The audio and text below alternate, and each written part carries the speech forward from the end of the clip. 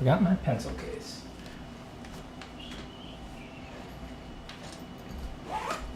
Da, da, da, do, do, do, da, da, da, da,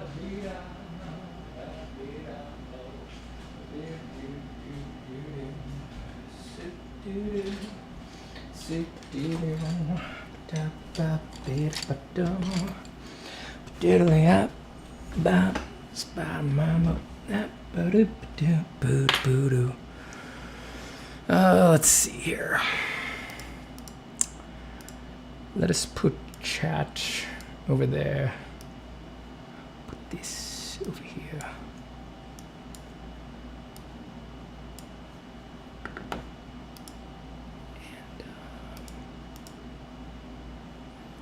And that's good, I think.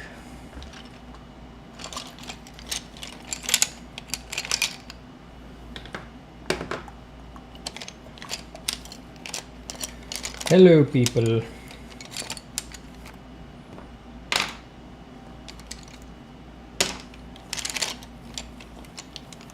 God, it's hot in New York City. It is no joke.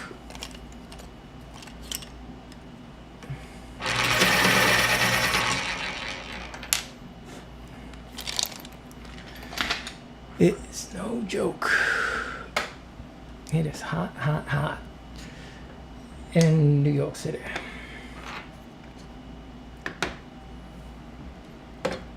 Franco, BK, average, Joseph Marziliano.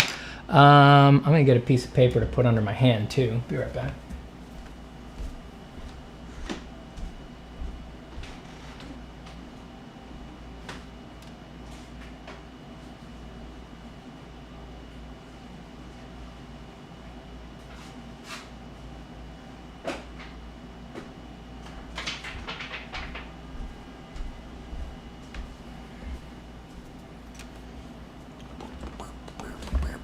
How am I doing? I'm freaking awesome. I'm doing just great.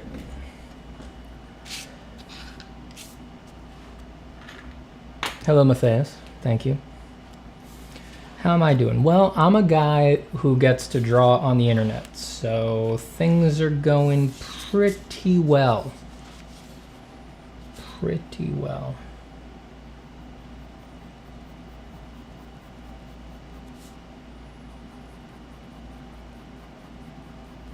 I don't have any specific plans for what I'm going to do on this stream. I think I'm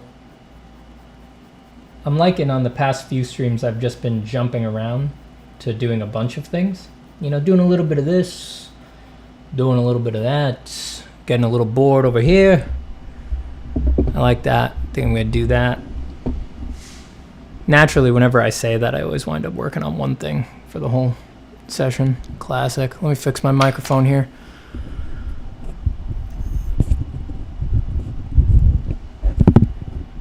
Can we get the boom guy, the production sound mixer, to get the boom mic over my head, please?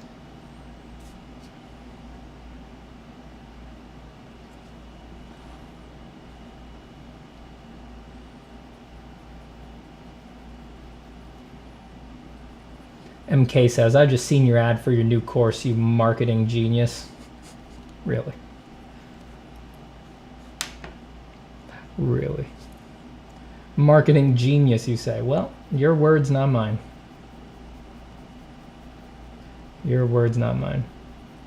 If I was a real marketing genius, I would have run the ad before I started today's stream. But, God, you know, it's just like, I just wanted to get to drawing, you know? I get impatient like you guys, too. You know? It's just like, I don't want to sift through my own ad for 2 minutes, you know. I'm frantic over here to draw, you know. I'm chomping at the bit.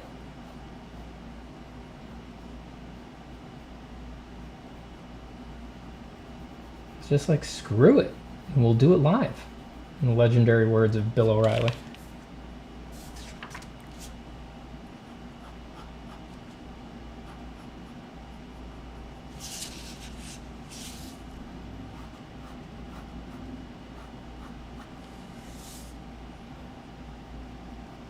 Oh man, I was gonna try to keep the fan off for this one, but can already tell it's not gonna work. What's the temperature today in New York City? It's not as hot as it is in Europe. Oof. 94 degrees right now by me. And I live on a top floor, so all of the heat from the rest of the apartment building pools up in my apartment. It is hot in here.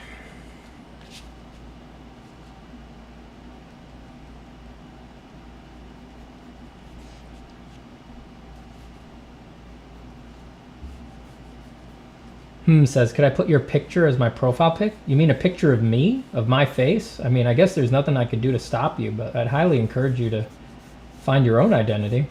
You know, it's really quite pleasant once you reconcile your nature with yourself. You can accept your appearance and your little pecadillos and everything like that.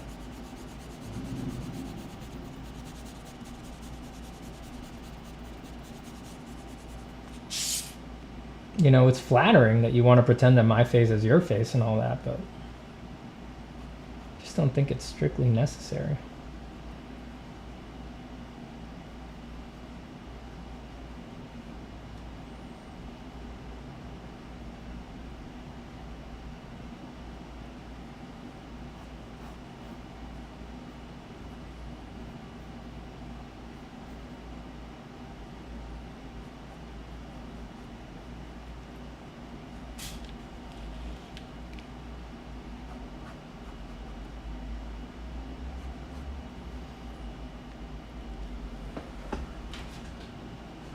Do do do do do do do do ba do do boo do do da da ba ba da da ba ba da da da da da. Everybody else is bad at drawing. Steven's up is the best. I love that song, that Johnny Cash song. You guys know that one, right? I don't know. I've always related to that one. It just really speaks to me. Steven's the best, Steven's the best, no one's ever been better.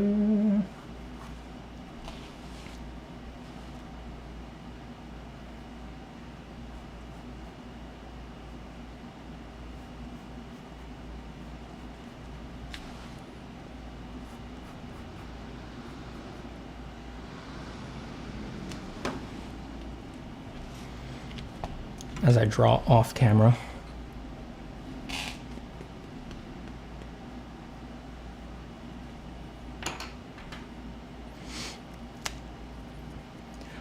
One here over by Ja. It's rough. That is really rough.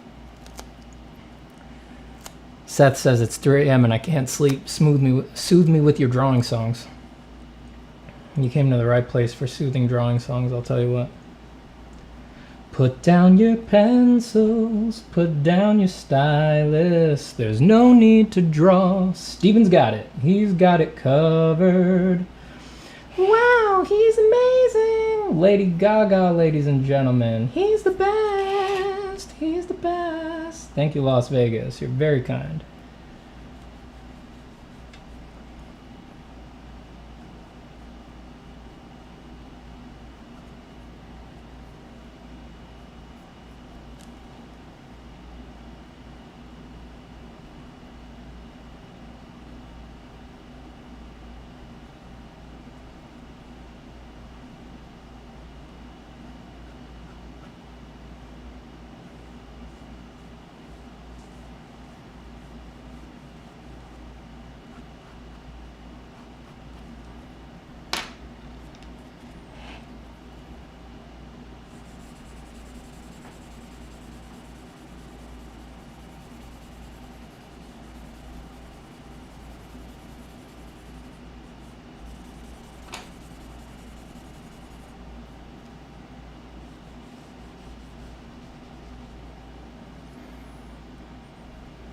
Let's just touch the exposure a little bit here. It's looking a little bright. My drawing doesn't quite look like that. Not like that. I think that's a little closer to what it actually looks like. Check my focus here real quick. Just go all in.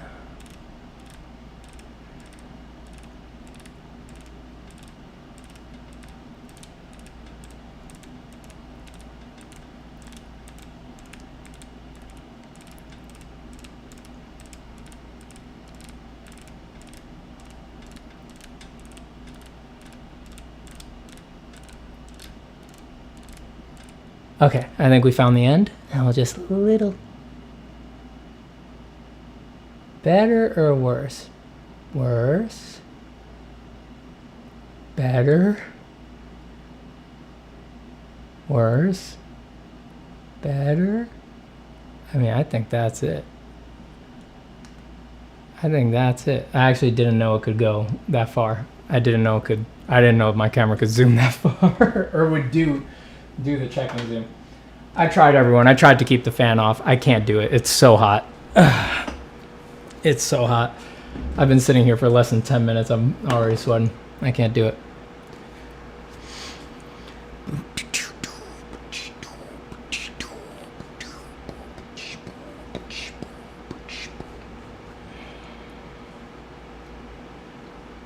So everyone, you know, I'm going to stream here for a bit.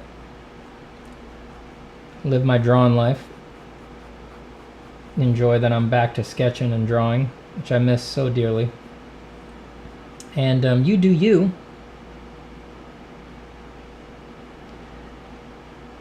Hope you draw too. Get yourself a little pencil, maybe a little bit of a pen, any kind of pen, ballpoint pen, fountain pen, some kind of a stylus, maybe with some newfangled digital art program open in front of you, and just get to drawing, get to sketching. And whatever you do, don't think about that stupid crap your dad said to you a few years ago. Don't you think about it. Don't you think about it. I want you to put that right out of your mind. Think about other things. Think about fun. Think about the little world that you want to make.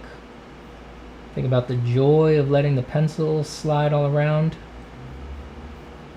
Think about the ecstatic miracle of being able to create the illusion of form on paper. Just think about that stuff. And not those careless words from your father. Who really, I mean, can we expect anything better from your dad? I mean, he's not an artist. He doesn't know.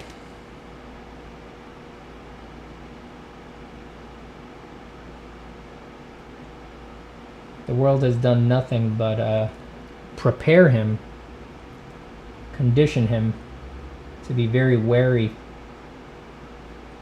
of people who want to do art or pursue art, much less his child.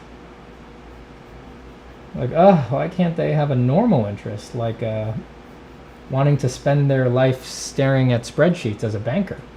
Something normal, a normal thing that a human being should want to do.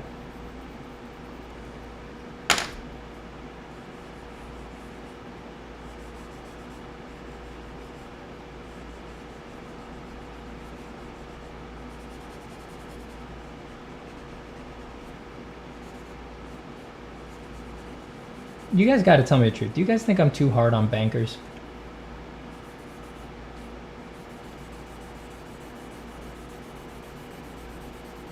Sometimes I think like, man, I mean, somebody's got to do it, you know?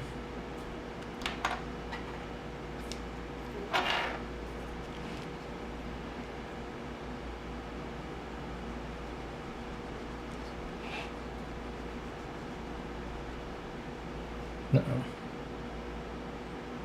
There's a little red on my eraser. That's gonna come off on that. Gotta be careful with that. Gotta be real careful with that. Get out another eraser, different kind of eraser. An alternate solution.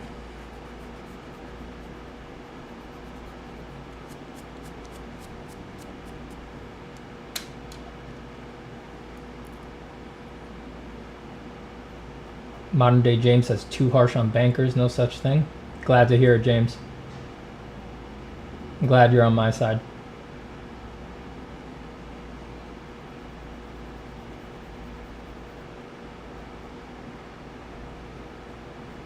I mean, someone's got to be hard on them, right? They run the world, so. I'm probably the only person in the world levying any critique at bankers. The rest of you, you all love them. You're all like, wow, they're my hero. Wow, I wish I was them.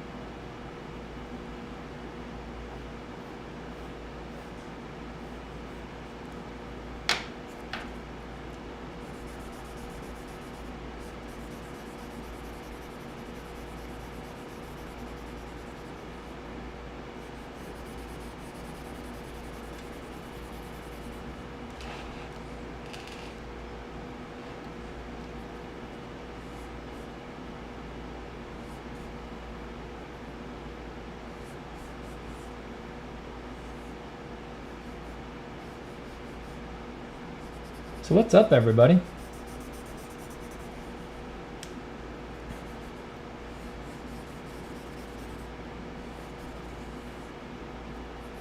What's going on? Everybody feeling calm, connected? Everybody drawing joyously?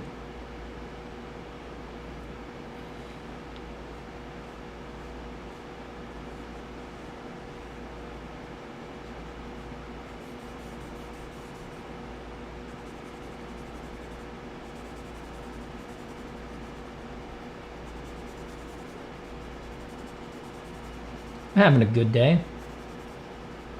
Handed off the dog. I was dog sitting. Did a couple chores in the morning. Did feedback for the course.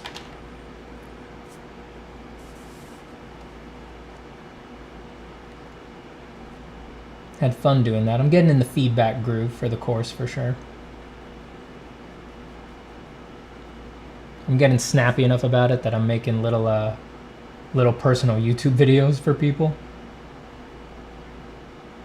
to show some of the stuff I'm critiquing.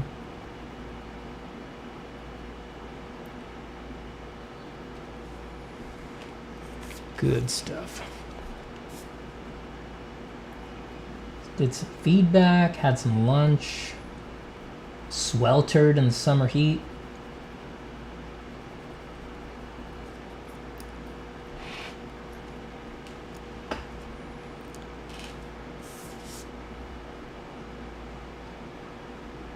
Sent my Kamvas back because of the light leak. Got another one coming today. Don't know when it'll get here. We'll see if that one's free from problems.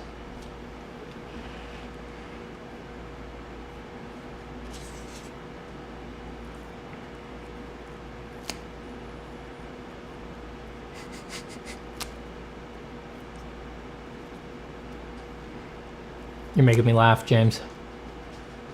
Defund the banks. Joe. Don't you make me laugh, Joe. Don't you make me laugh. I think my face cam is... It got rotated. Whatever. That don't matter.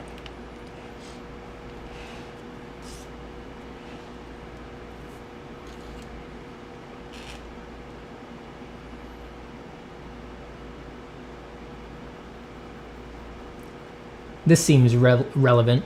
Melvin Wells says, hey Steven, I just watched my feedback video and I just wanted to say with the course alone, I feel like I got my money's worth, but the direct feedback is just, man, thank you so much. You got it, Mel.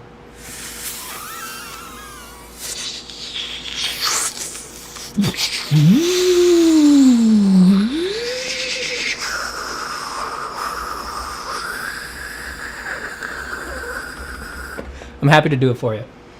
You know, I mean, you remember, you were in workshop. You remember at the end of workshop, I make a point to say in the goodbye that as you go forward and try other educational things, I think feedback is very important.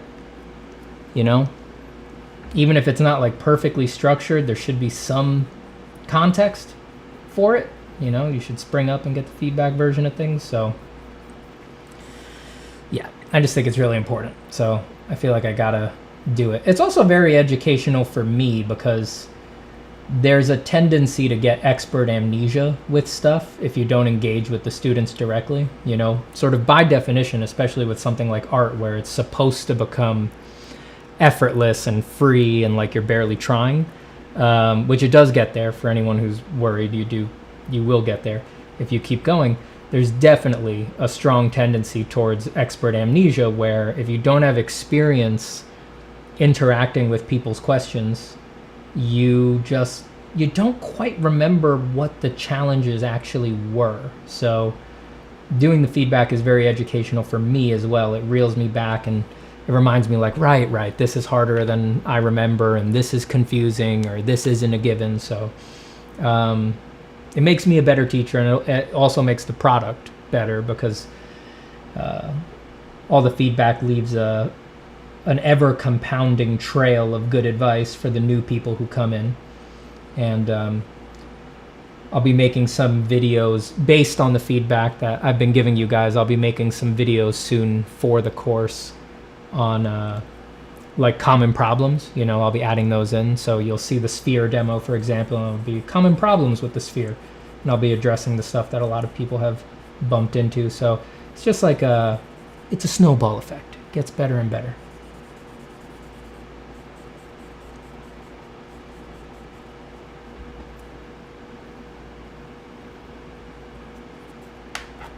And I'm glad you feel like you got your money's worth, man, because I know it's an investment. I know that. So I'm very happy to hear that. Try to create premium experiences, all right? Premium.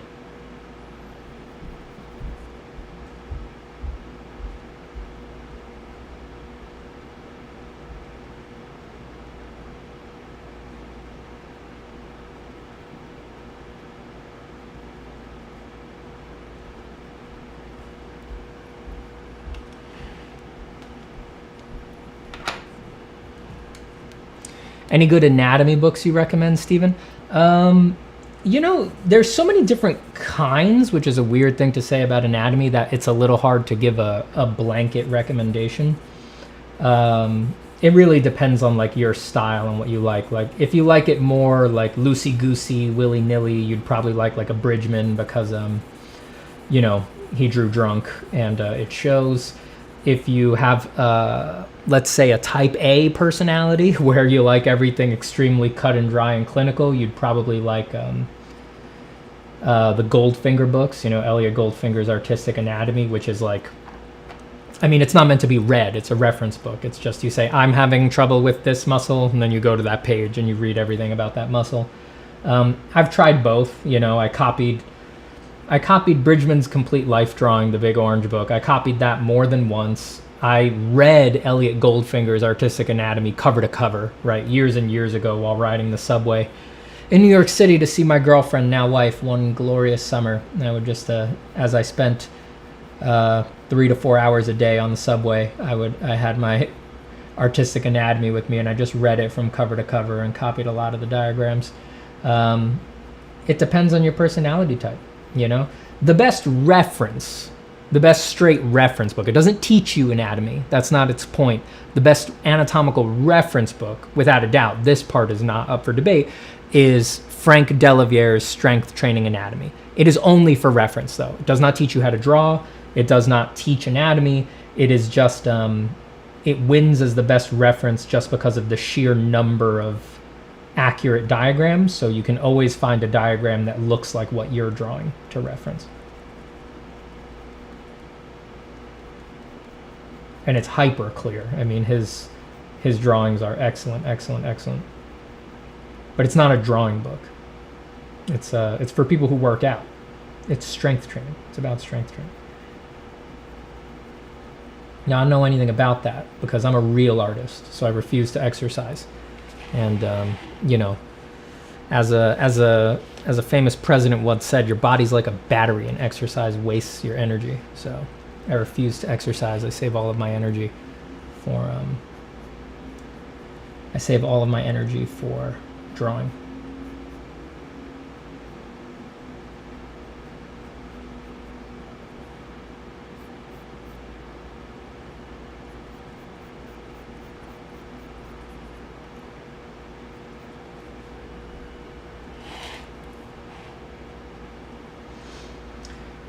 Well, I could just spend the rest of this stream flattening this shadow if I really wanted to. I'll do my best to avoid that.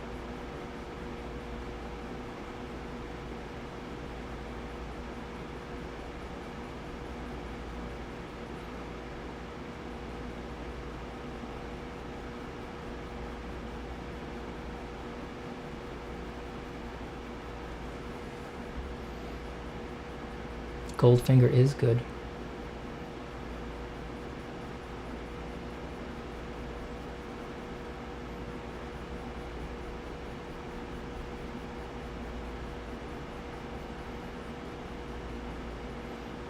What grade of pencil are you using at the moment? This is HB lead in here. 90% of the time I'm using HB. Most of my drawings I do with just an HB, you know, whether it's wood or mechanical, and then one very soft pencil. And I just vary by how I feel that day, which one I'm going to use. Today, the soft pencil I have over here is the Faber Castell Pit Graphite Matte 14B. That's today's soft pencil.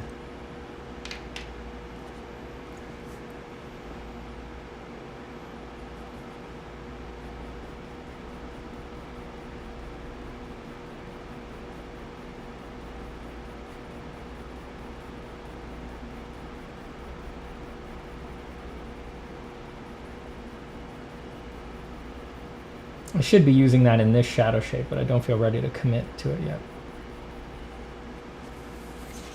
I have quandaries about that cast shadow. I have questions and doubts, questions and doubts.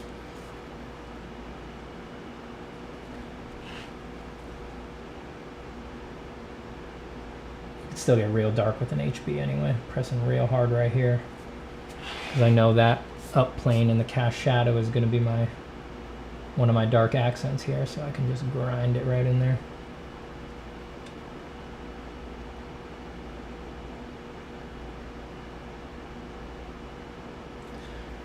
Nice and juicy hard.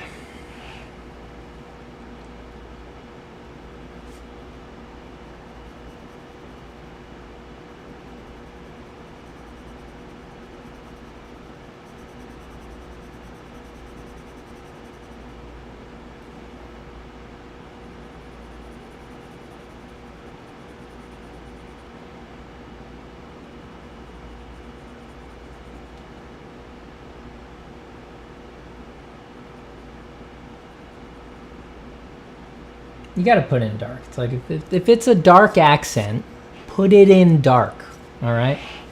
My favorite thing about getting those nice AOs in there, those dark accents, is that they make the Terminators that used to look so very dark, suddenly makes them look light. Now it's like they have a real value. It feels like they're an actual like illuminated colored form change, and I like that.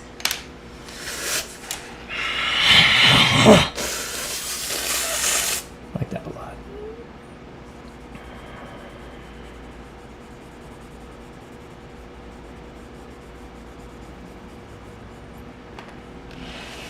I like that a lot.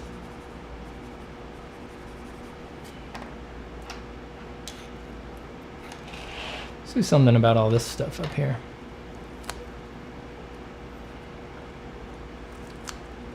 Steven, honest question. Will AI replace us, and should I begin surgically implanting microchips into my eyes and nether regions? I mean, yeah. I mean, obviously. Obviously it'll replace us. I don't know if the fact that it will replace us means that you should put the lasers in your eyes and your nether regions, but if that feels right to you in reaction, then go for it. I believe in you, James. I personally would love to see you with microchips in your eyes and in nether regions. I would think that was so cool. I'd be like, my friend James, yeah.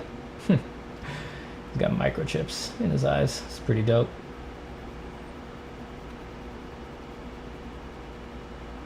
He's way cooler than you guys. Got any beer? What's up?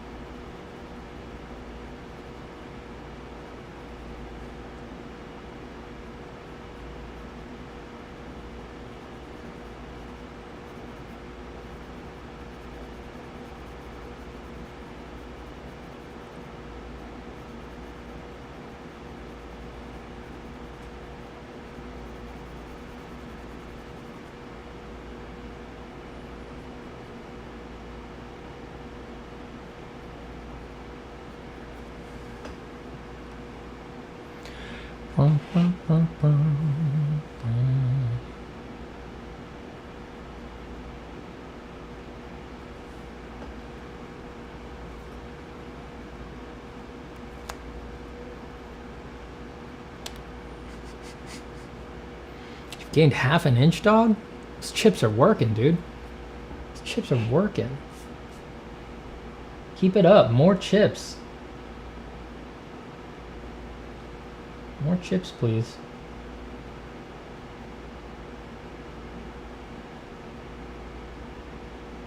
I want to get that measurement up to 2, 3 inches.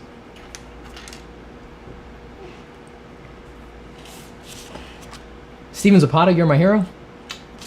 You have excellent taste. You have excellent taste.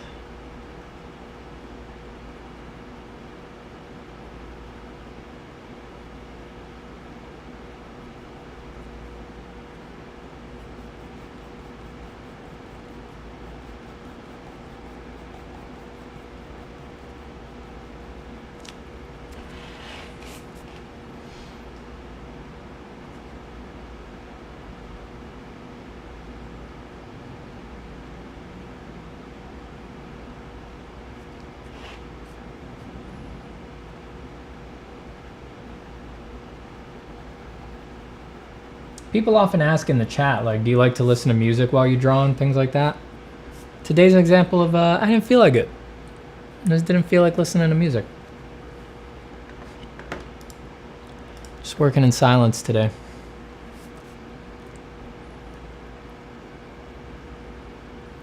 Steven, when you started drawing, did you ever sit with a big sketch where the first half looks bad and the second half looks a lot better due to your drawing improving?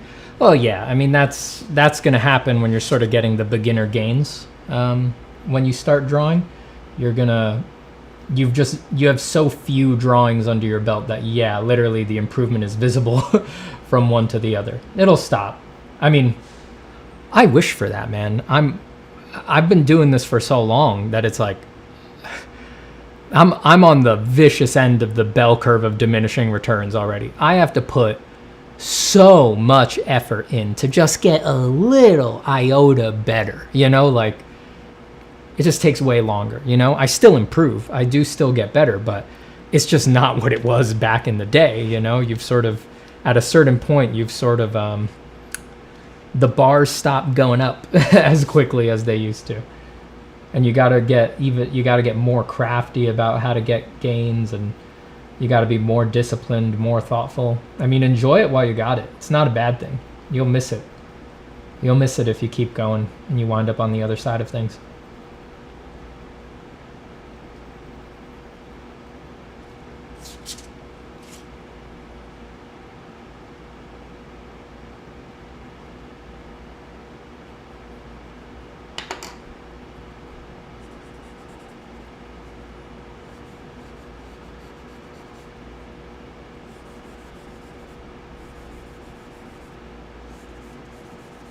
Like, man, I remember when I was like totally addicted to going to life drawing.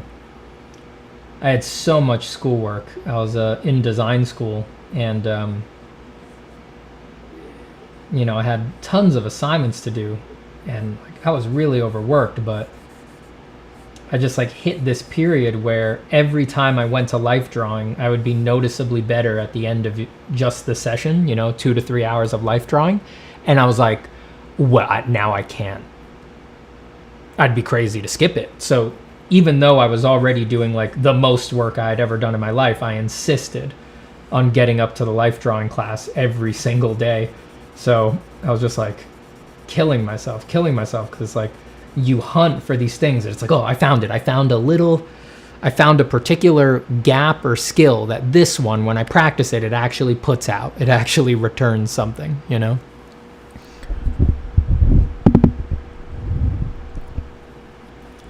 You can't, it's hard to give up when you miss it.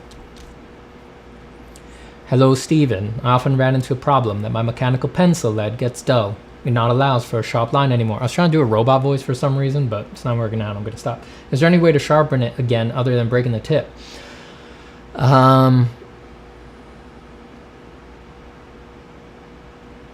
I mean, you can just scrub it back and forth on a spare sheet of paper in one direction, and then that'll leave a chisel tip, and then it'll leave a sharp line again. That's the only way.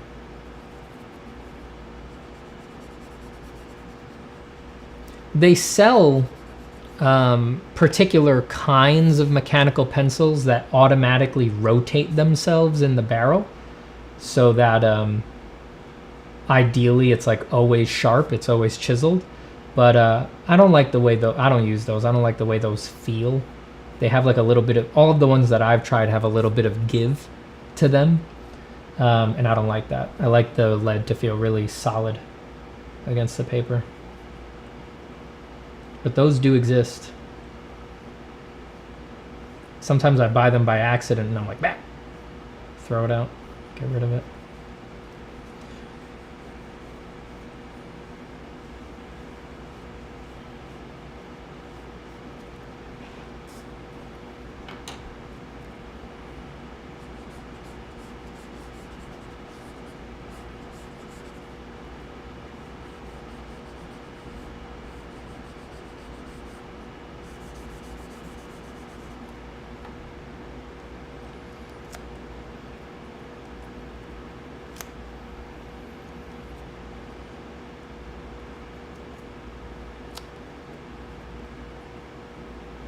Thank you, James.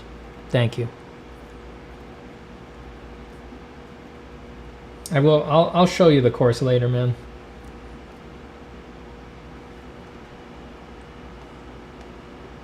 I'll give you a tour through the back of house.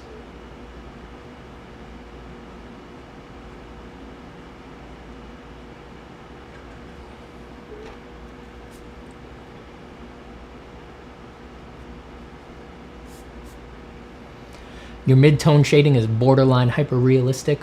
You frickin' god. Thank you, Mismatch Man. It's very kind.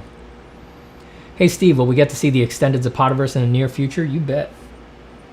Yeah, I'm just in a period right now where I'm, you know, the 6-ish months it took me to make the course was a real dash. That's like all I was doing every day for a very long time. It was very exhausting, so I'm just recovering a little bit. And I'm also taking the time to sort of get used to, I need to onboard the responsibilities that comes with, you know, it requires administrative work, business work, and I'm also doing feedback in the course, so I need to get used to having the slot in my life for doing the feedback and answering questions. So once I've just recovered a bit and I feel like I've got a good understanding of what this new shape of my day-to-day feels like,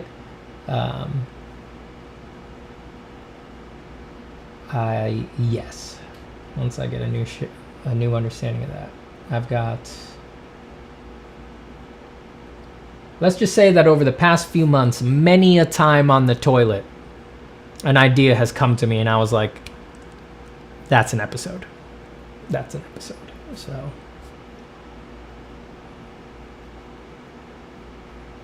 you know, when you've got an idea this stupid, you can't just let it go.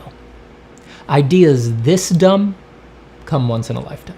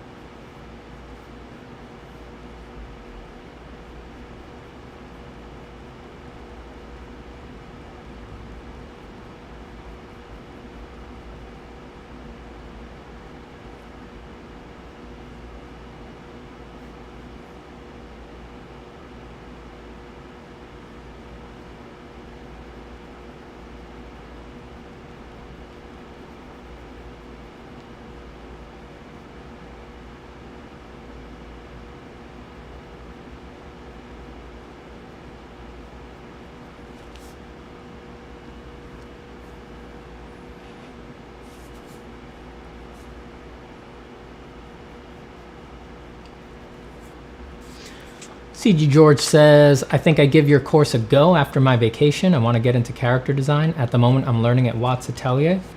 Course will be here. It'll be here for you whenever you're ready. How you liking Watts? Will there be critique sessions? Not sessions. I'm just, they're not in sessions right now. I'm just giving ongoing feedback right now. I just, that's just part of my life now. I just go in there every day and look at what people are doing and do notes, do diagrams. Today I made some videos for people.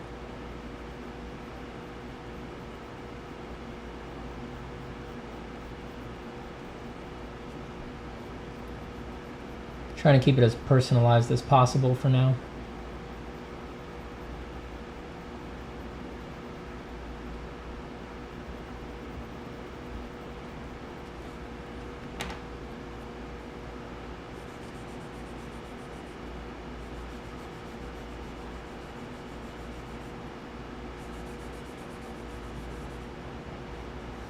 It's fun. It feels like a little school that I'm running. I like that.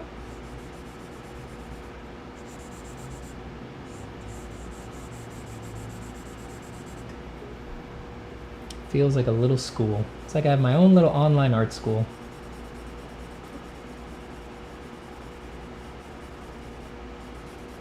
How good is life, you know? A pleasure, an honor.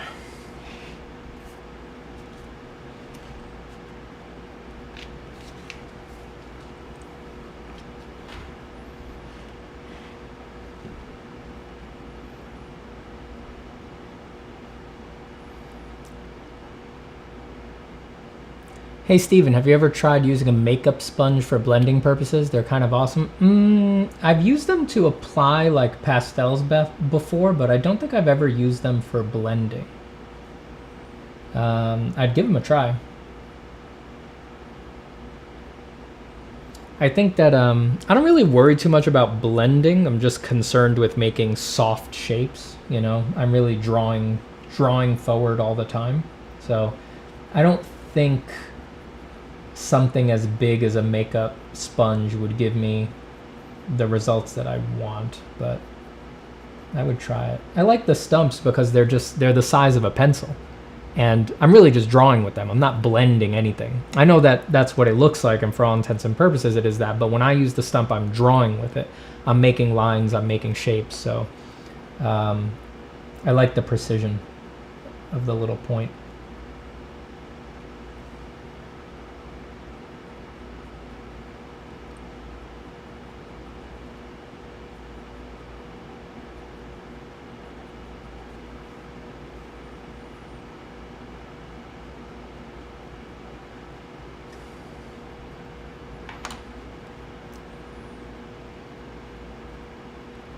Zabili says, what is your goal about being an artist? To make people happy and be popular, or making art that is satisfying for you? You wouldn't believe my goal if I said it. You wouldn't believe it. I'll say it right now. Communion with God. Yeah, see, you don't believe it, right? Now you can go back and you can listen to all of the old YouTube videos and see everything that I say, and some of you will be like, oh wow, he means it. You know, he's actually been operating from that place the whole time. That's my goal with art, not all of these mundane things. These mundane things are a part of the process, right? You know, the depth of relationship that I want to have with art is such that for the way that I want to do it, I need to do it professionally, because I just need that much time, and I need the stakes to be that high, and I need to understand it that well. I need to make a certain amount of money so that I can support my family and that people will get off my case, right? So that they'll be like, oh yeah, he needs to make art all the time because it makes the money that, you know, we all use. It's like there's a lot of steps that ask for a lot of things to be handled, but when your goal is that big, it's just like, yeah, all right, sure, screw it. Yeah, I'll be a professional artist, like just part of the to-do list, like whatever.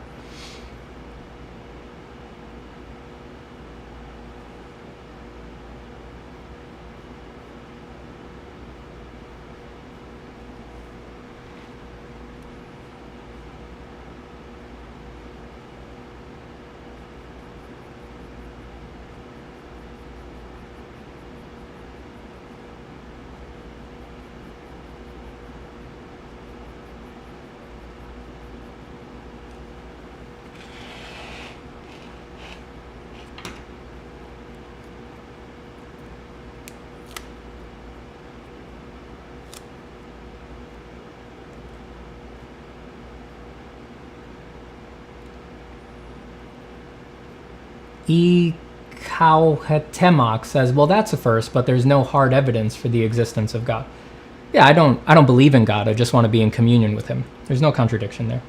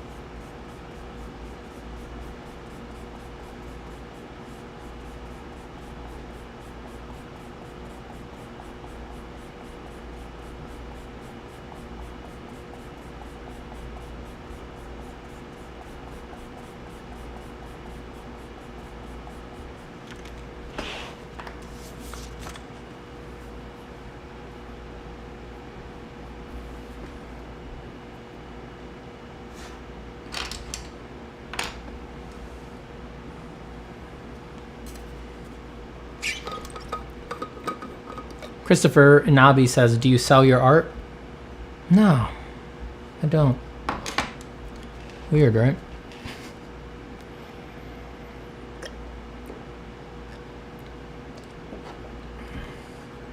Teach art, do, you know, contract work. I sell my art in that sense, do gigs for companies and things like that. But I don't really sell my drawings. Sell my prints. Sell prints. You can find prints of my art online, some of it. But I have all of my originals. You know, I give some away to friends and things like that. For now, I just keep it all.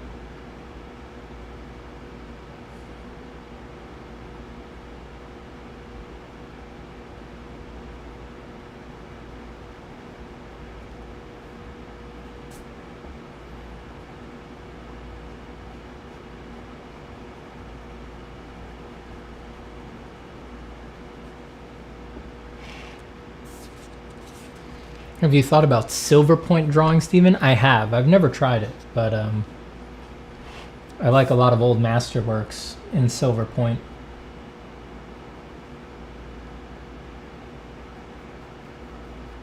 I'm sure I'll try it at some point.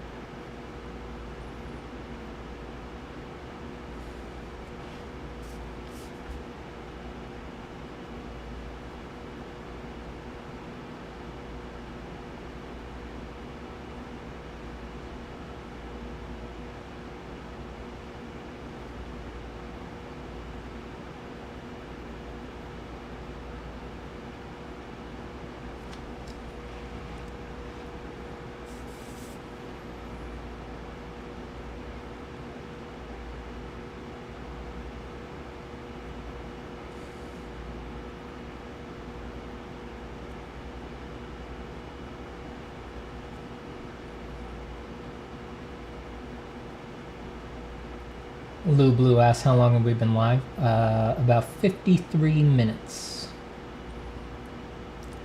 53 minutes of peace and drawing.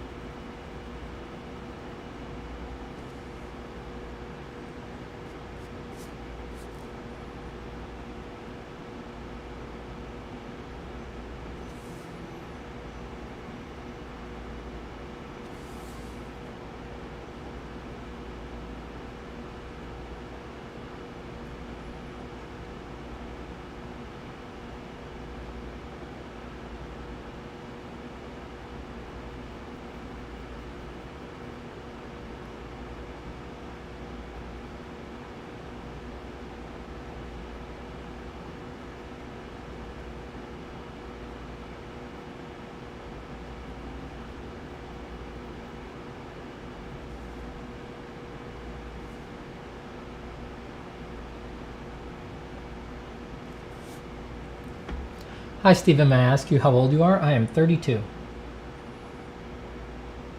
Turned 32 a month ago.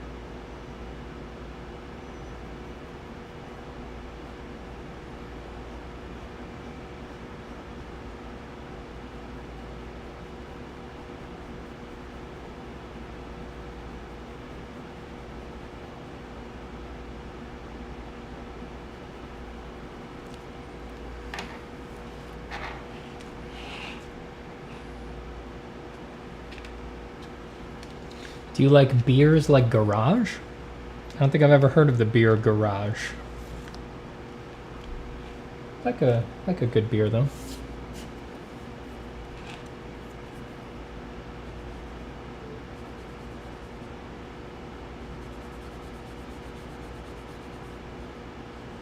I'm an IPA person personally.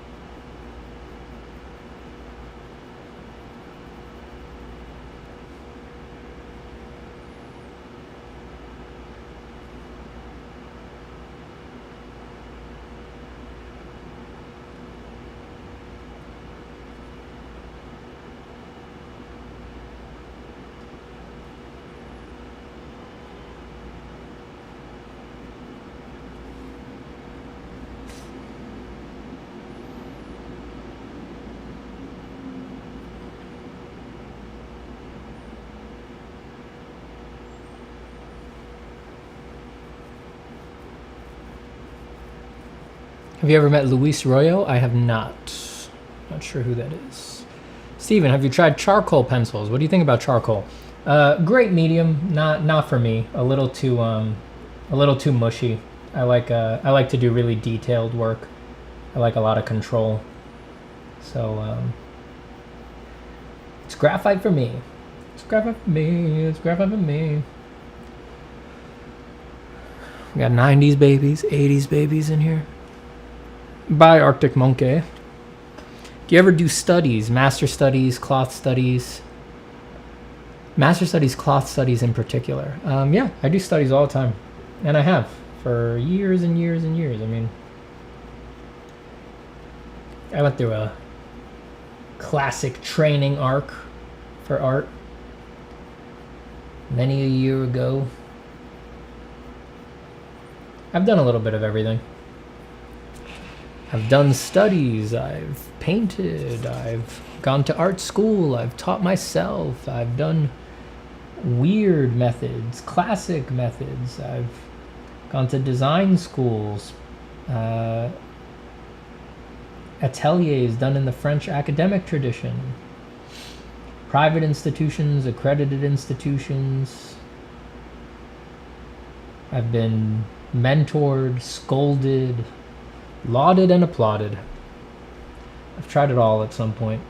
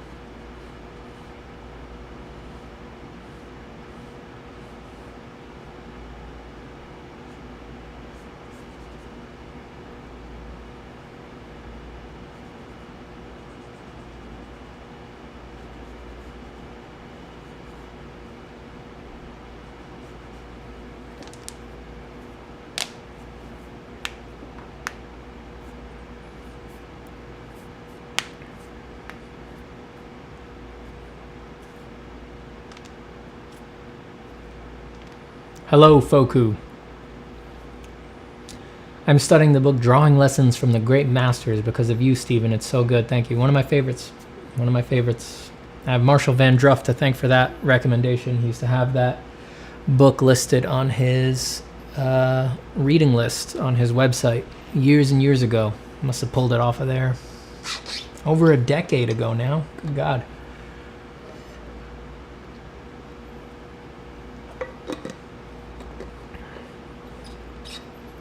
Environments, yep. I mean, I've done most of my professional work has been environments. I don't really do them on my YouTube channel and stuff that much, just because I don't know. It's like that's it's almost what I've done the most. Hi, Stephen. I love your videos. I love drawing quick stuff, but I always struggle having fun whenever I try to polish a piece, especially painting. Do you have any tips on trying to make it more fun? Well, first off, it might just not be fun for you, and that's okay. It's all right to be a sketching artist, you know, a quick artist. You've got to look inside and see if it really matters to you to polish pieces. If it doesn't, I would advise you to have the courage to just say, you know what, it's not for me, and brand yourself and trust yourself and just say, I'm a quick sketch artist. You know, you can be a storyboard artist, all sorts of things like that, drawing only quick sketches. If you find that you do care about refined work and it's still not coming out, well, there's very few ways to make it fun, because almost by definition, like, polishing is a laborious process, and we all have a benchmark for what makes a piece look finished that is determined by the many pieces we've seen that are done by the people with the most patience. You know, we don't, when you think of a polished piece, you're not thinking of the last mediocre piece you saw. It is a curse, but a fact, that you are probably thinking of the most polished piece you've ever seen, or the piece that you've seen in the last 2 weeks that was the most polished.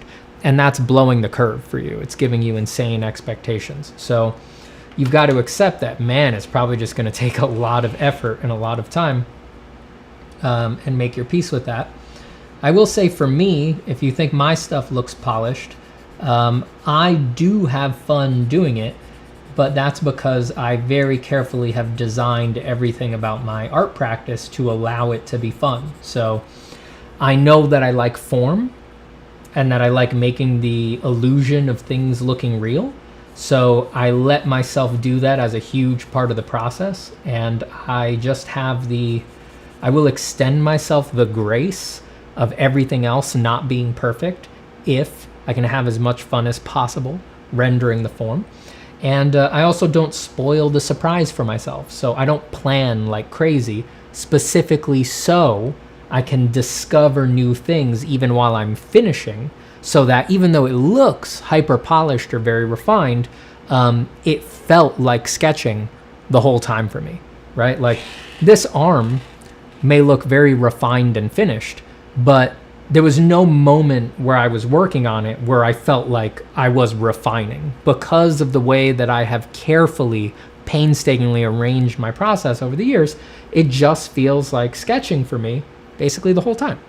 But what works for me is not going to work for you. Every artist needs to find their own path, and they need to find their own thing. So you're going to have to find your own way to that.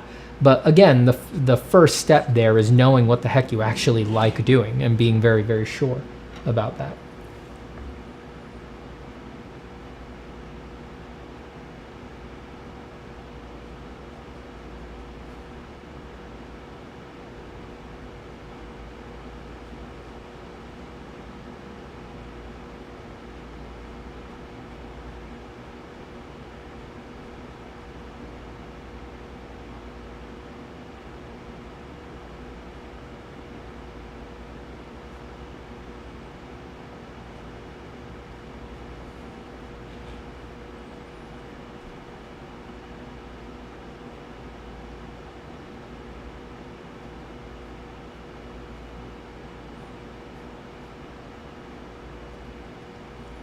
Did you draw that arm from imagination? Yes, I did. Yes, I fucking did.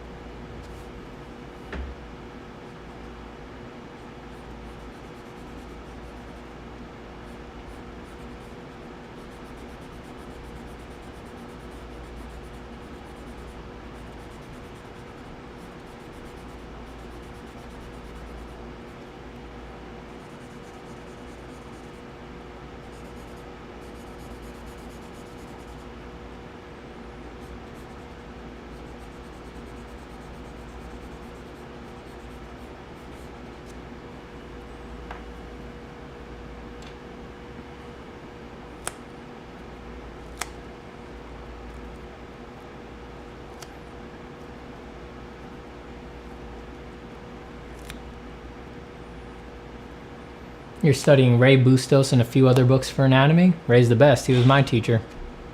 Great anatomy teacher.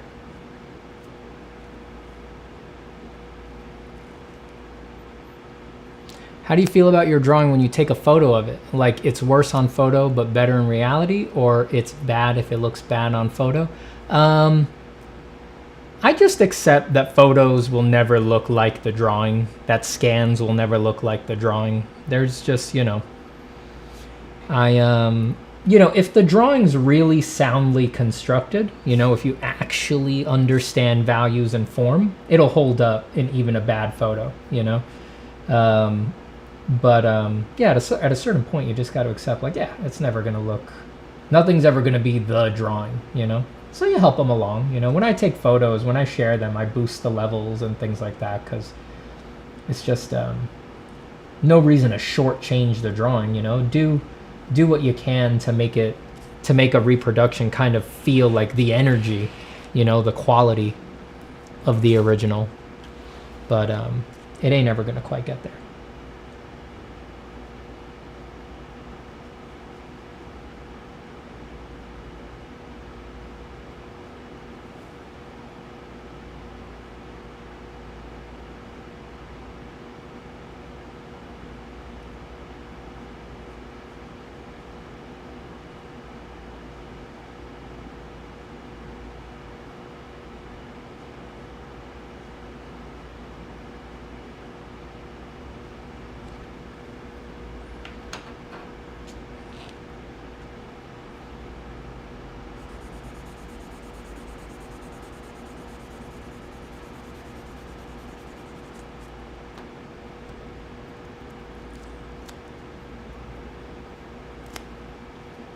Pets Cop 2 says, damn, Steven, you can draw arms from imagination so well. If only you could do a course. If only you would do a course that teaches you how to do that.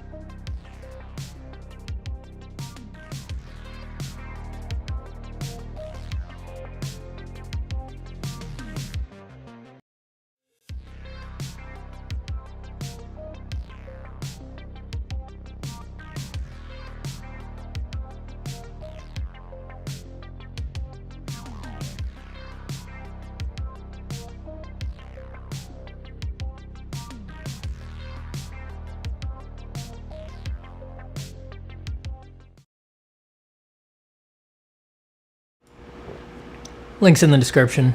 Camera, look at me. It didn't work. It usually works. Oh, there. Oh, now it's back. Oh, now it's back. You get the course. You get the course. You're confused about how to draw. You get the course. You get the course. You don't know how to draw it. You don't know how to draw the thing. You get the course. You get the course. You get it. You get the course. I just like seeing my face when I do that.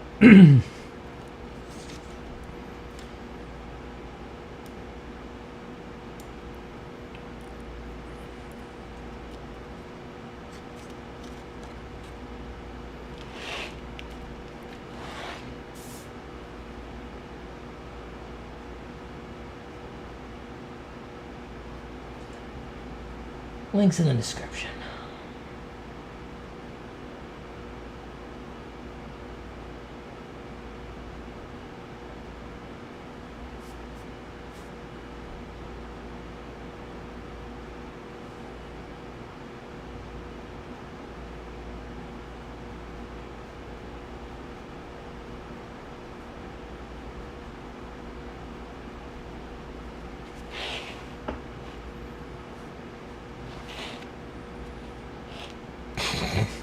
Should I get the course? Asking for a friend. I think you should probably get it.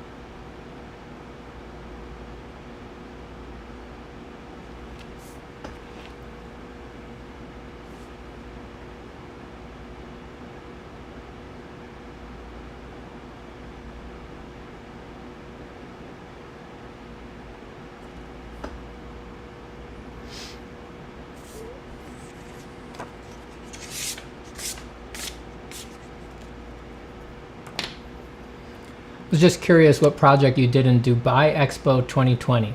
I was on there at the beginning for the master planning and the overall creative direction. So I was helping design, ideate, and come up with like the overall layout of the lands, the different parts, what the different themes would be, the design languages for the 3 different themes. I don't know how much they followed through on that. I don't know if the park is still divided into like adventure, opportunity, innovation, and all of that. But yeah, doing the original design pass on all of those. Master planning, like I said. Later on down the line, I did some work on the US Pavilion as well. I did some architectural renders on the US Pavilion.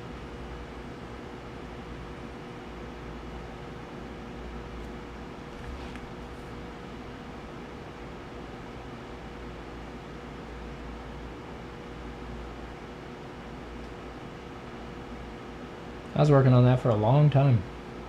It was 1,000 years ago.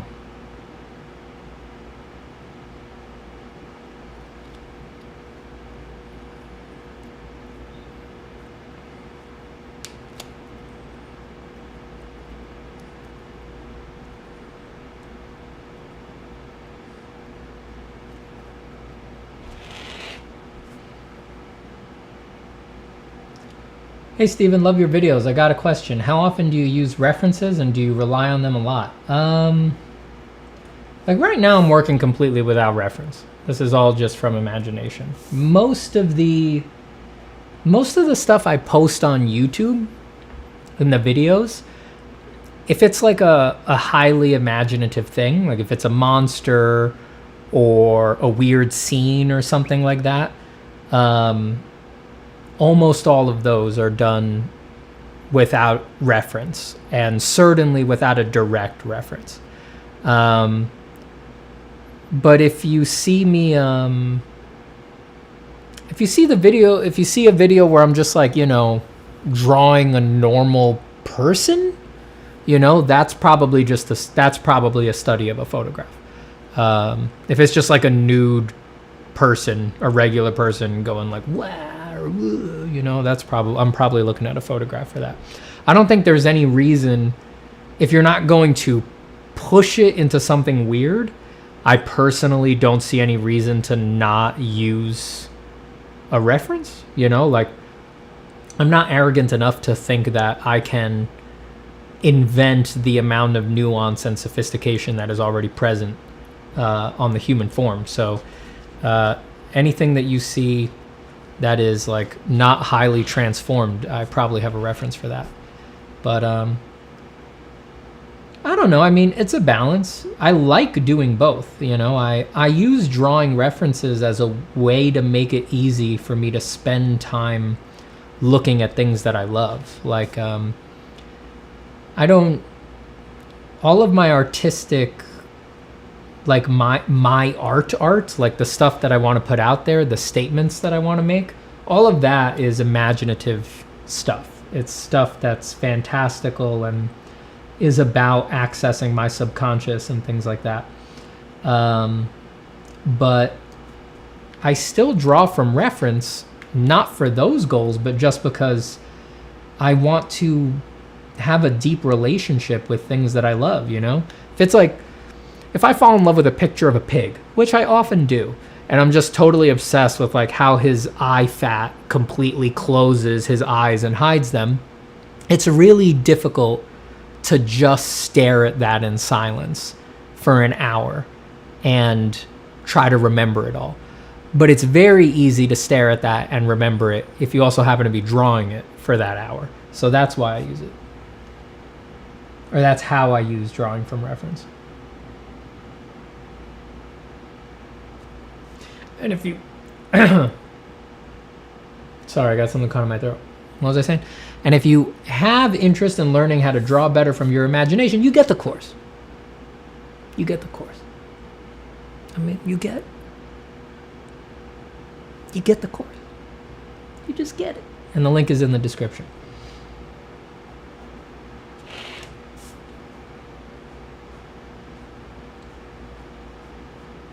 Drawing well from my mind, and not so much making it look real from my mind, but making it look cool from my mind, has been a pointed goal of my artistic life since I was like 14 years old, you know? So I've had a long relationship with it at basically every point in my life, you know? Every new job, every career change, every move, every milestone. At every milestone, basically, life was like, you should stop trying to do that. Just use photos, just photo bash things. You should be a 3D artist. It's not worth it. Like, at every single juncture, life tried to offer me all of these reasons why I should bail on that goal.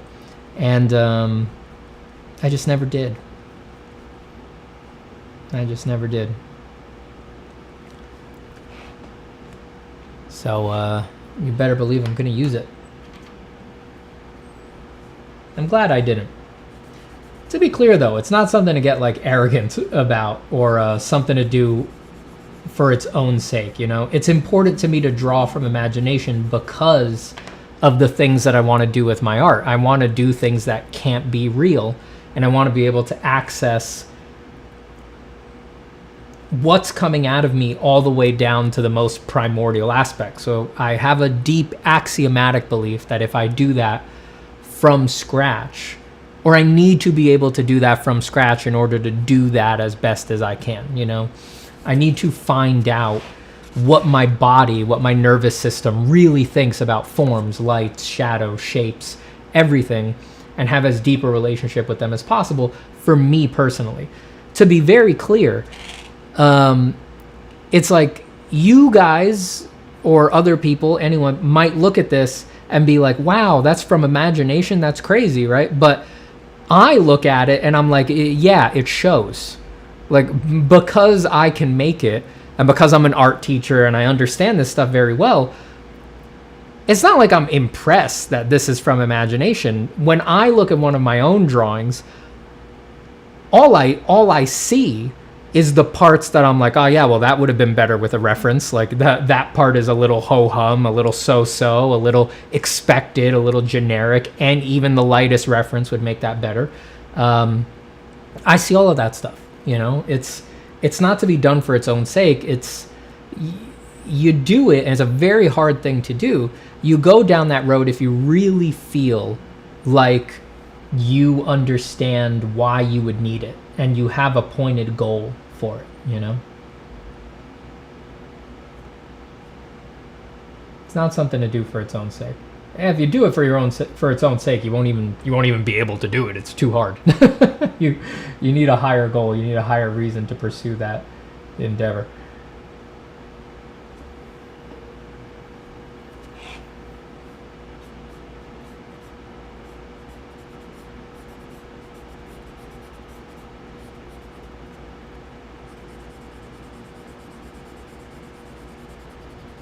I also do, if I'm really finishing a drawing really far, for the really tricky stuff, I'll get the idea from the imagination. You know, like a hand like this, right? Which is drawn from imagination. If this sketch was, if this drawing was like, it's gonna go all the way, I'm taking it all the way. If there's nothing in particular, right? Like the hand is big, it's attached to a monster, but I didn't add a new idea to that hand, right? It's not covered in gills, fingers aren't fused, like there's nothing weird going on about it, right? So a hand like this, if this drawing was gonna go all the way, I'd get a reference for it. There's nothing about it that makes it useful that it's not done from reference. So I would definitely, if I was gonna push this drawing, I'd get a reference for that hand. I'd look at my hand in the mirror, or I'd shoot a picture of my hand or my wife's hand, something like that. It's not something to get cocky about. It's just, it's about what you want for your process.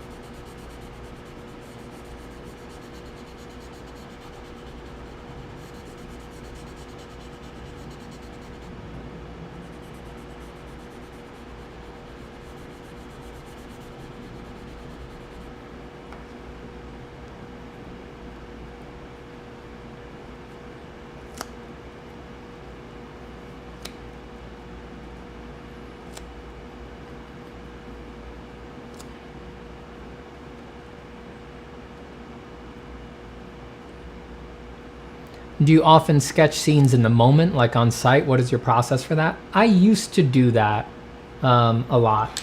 These days, I draw so much just at my desk, like as a studio artist, that if I'm out in the world, it's like, I'm just in a phase of my life where I'm like, if I'm out in the world, I just want to look at it. Like, I don't want to get distracted drawing. I don't want to be disconnected from the people I'm with. You know, I don't go out a lot. You know, I'm very busy. So these days I'm doing it less. You know, I used to take my sketchbook with me absolutely everywhere, and I would draw absolutely everywhere.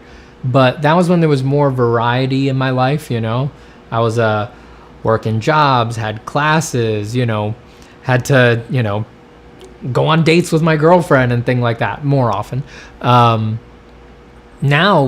so it was like I was trying to sneak drawing in. Now it's like the situation has reversed. Now it's like I have to sneak my life in between drawings, you know. So I don't now I don't. No. Now when I'm out, I'm just out. You know, I want to talk to people. I want to look at the sunlight. I want to stare at shadows, and I want to be very, as best as I can, I want to be connecting with what's going on around me, you know. So just want to, so these days, no.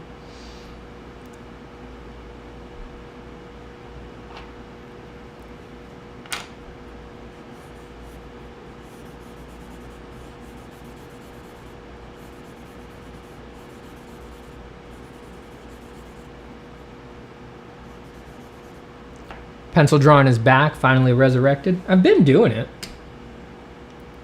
It's just easier to stream digital.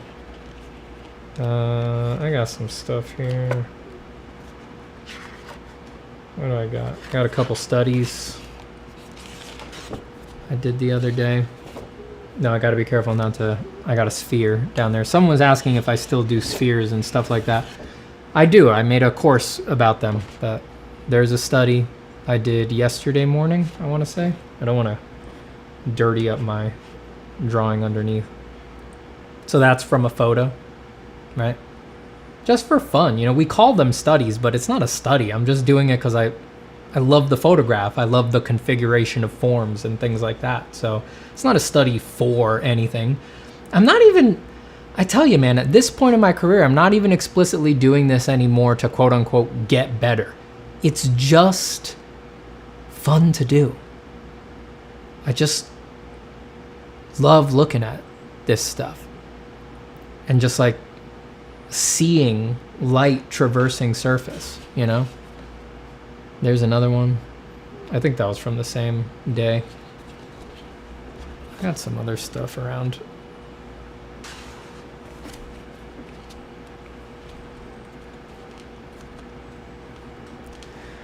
Let me see.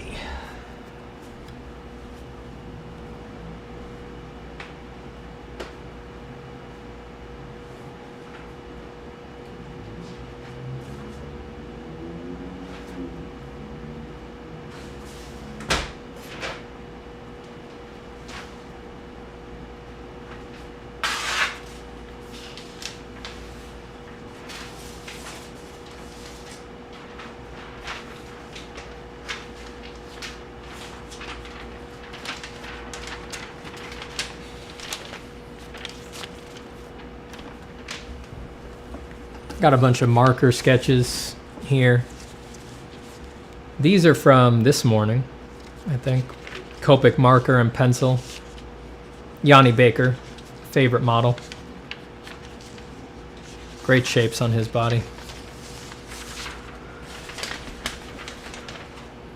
More.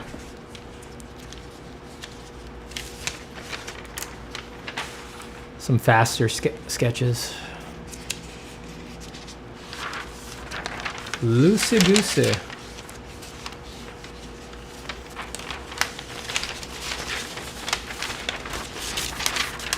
Do you drink wine before drawing? No. I don't really, I basically never draw modified by anything. Drawing is like enough of a rush on its own, you know? I find if I'm in any kind of altered state of consciousness, I tend to just find it distracting. It doesn't make it more interesting for me. This one was fun. This one isn't from a photo. This one was just drinking my morning coffee, messing around. That's just from imagination. But that was fun to do. Big transmogrified blowing up arm.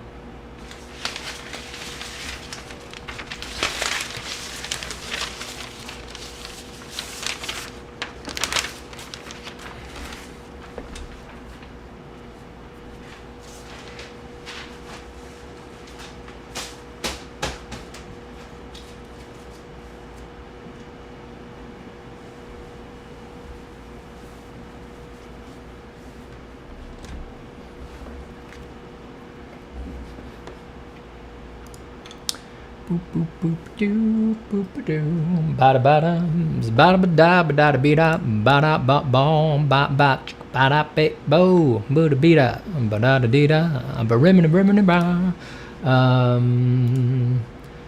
Is that a tricep? You bet, and that's the actual proportion of a tricep. Do you drink blood before drawing? Yeah, that I do. Yeah, you gotta do that. That's obvious. When drawing, do you separate your lights and darks and fill them in, or a more organic process? It depends on the day. It depends on the day. Yeah, usually just intuitively, I wind up separating the lights and darks. Because that's the quickest gateway to form for me.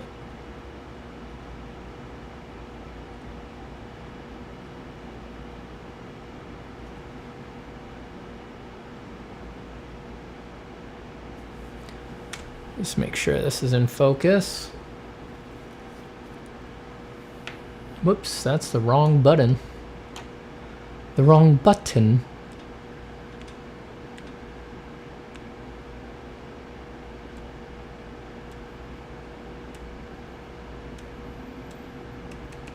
I'm gonna zoom out quite a bit. It was good for a bit.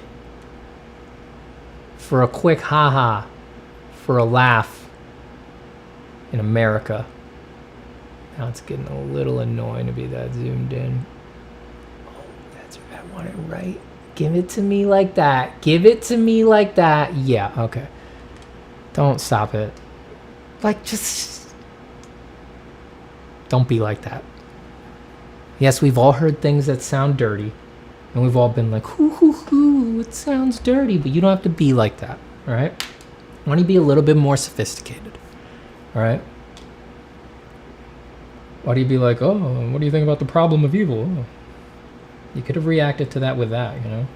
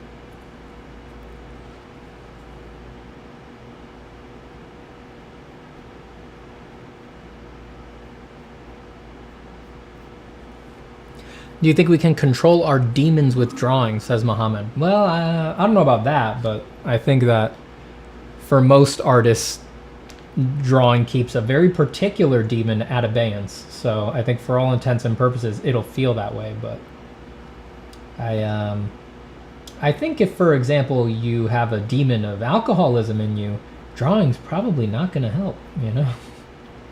Should seek other kinds of help. But most artists do get attacked by a specter if they don't draw. So regular drawing is a necessary upkeep, I would say.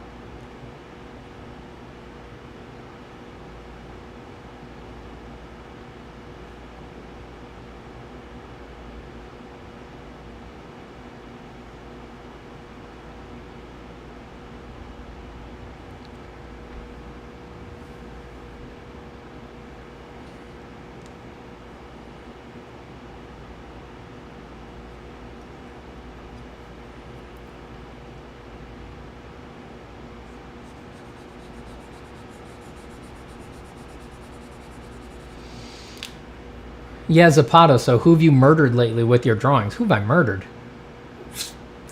Everybody. Who isn't getting murdered? Have you seen these things lately? I mean, seriously. All jokes aside. Who competes? Who even comes close? And who even comes close has the gall to do it live and to show that they're actually doing it for real. And not that they're faking it, doing little tricks in their studio when no one's watching. Who even comes close? Who even comes close? And who does it without breaking a sweat? Nobody. There's nobody.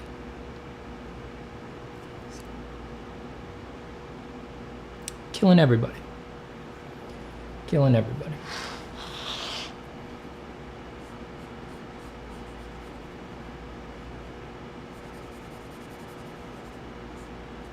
You asked. I wasn't trying to talk about it.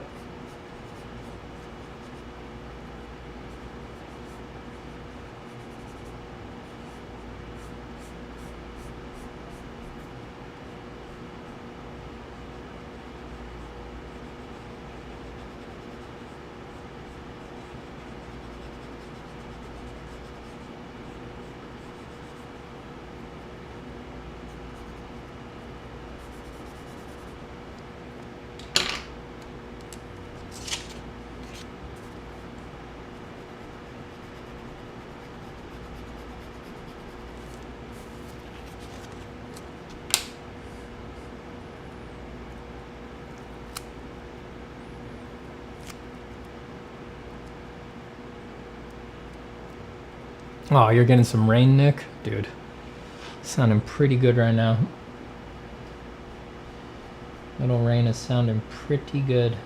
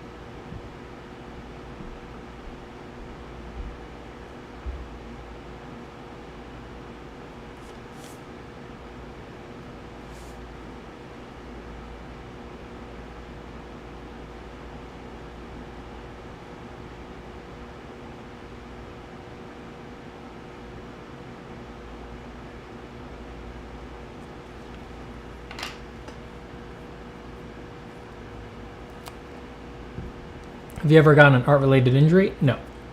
Sometimes I'll go through a patch where my wrist hurts pretty bad, but I just make sure to slow up if that happens. You know, I'm always kind of regularly, as I sit here, doing this thing. You know, giving it one of those guys. One of those guys. One of those guys.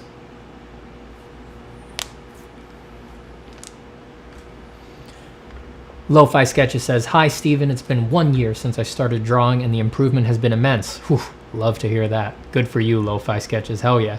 I draw every day, and your content gave me the final push towards the end to commit even more. Thank you. It's all you. It's all you, Lo-Fi Sketches. I'm honored to have contributed in any small way that I can, but it's all you. It's you doing the work.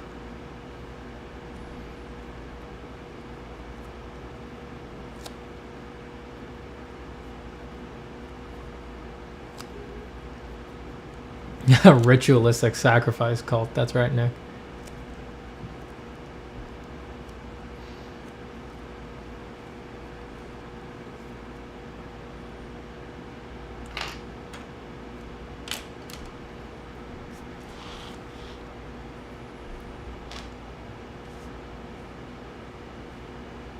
Thank you for reminding me to draw with your streams. Hey, my pleasure. Get to drawing. Put some lines on paper. You won't regret it. Not a day without a line.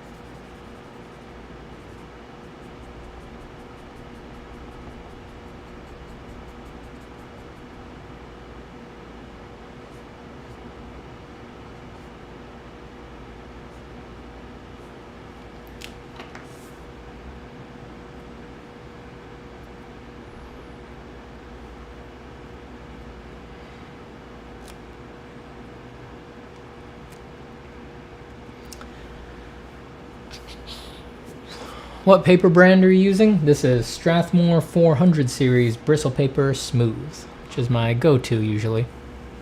Yeah, buy my course so I can buy an AC or another AC, so I can have an AC out here where I draw. Tree Watcher says, "Hey Steven, are your drawings good at doing bad philosophy to convince themselves to be evil?" They are. They're very good. They have the perverted reason that only the sons of Satan can muster, for sure.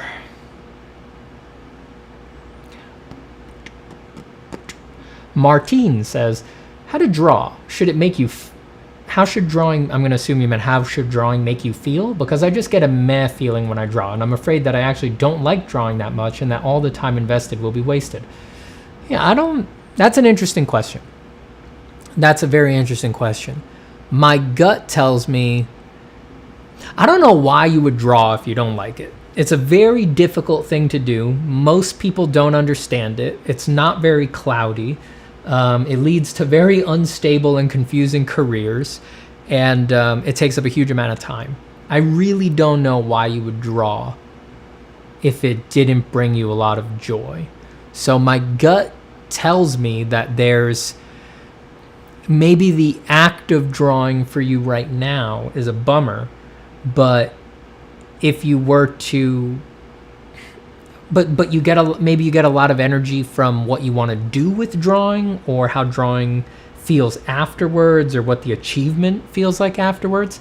If that's the case, I think it's probably worth it to keep going. But if there's really nothing like that in it for you, geez, I can't tell you how to live your life, but I think it's an insane thing to dump your time into if you don't like it. I mean, you could spend 1/10 the energy it takes to get mediocre at drawing on anything else. I mean, like running a laundromat, and you'd make, if you actually put in that necessary amount of time, you'd have the most successful laundromat in the world or something like that. I think it should make you feel pretty good. I mean, it's difficult because I don't know what it feels like for you. People have different levels of like caring about how something feels, and I can only speak from personal experience. I know for me, drawing feels like I'm mainlining the secret truth of the universe, and it's literally irreplaceable. There is nothing that comes even close. And for those, this comes up often, but it's like I experience way more. Yes, drawing is more fun than playing video games, even good ones.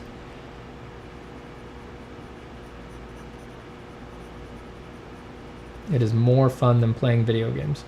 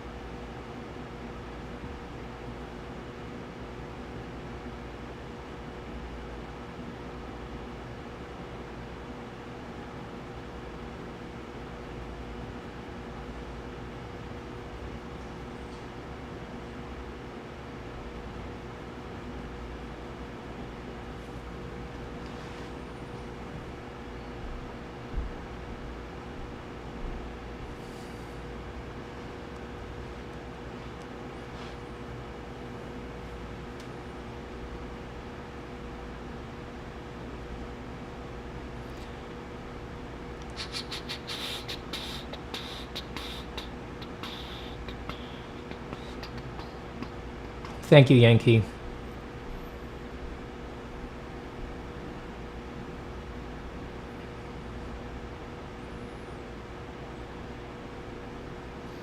So essentially, as I go through your course digitally, would it be the wrong mindset to treat painting as just drawing with large strokes? No, that wouldn't be wrong. I mean, that's right. I mean, that is what it... I mean, drawing and painting are just categories. They're just bins. They're not real. You know, there's no... The substrate, you know, the paper, the digital screen, the canvas, they don't care what you're using to apply the picture, right? They're just ways for us to understand what we're doing, but all you're actually doing is crafting the illusion of form, and you're just getting there different ways. That's all that's happening.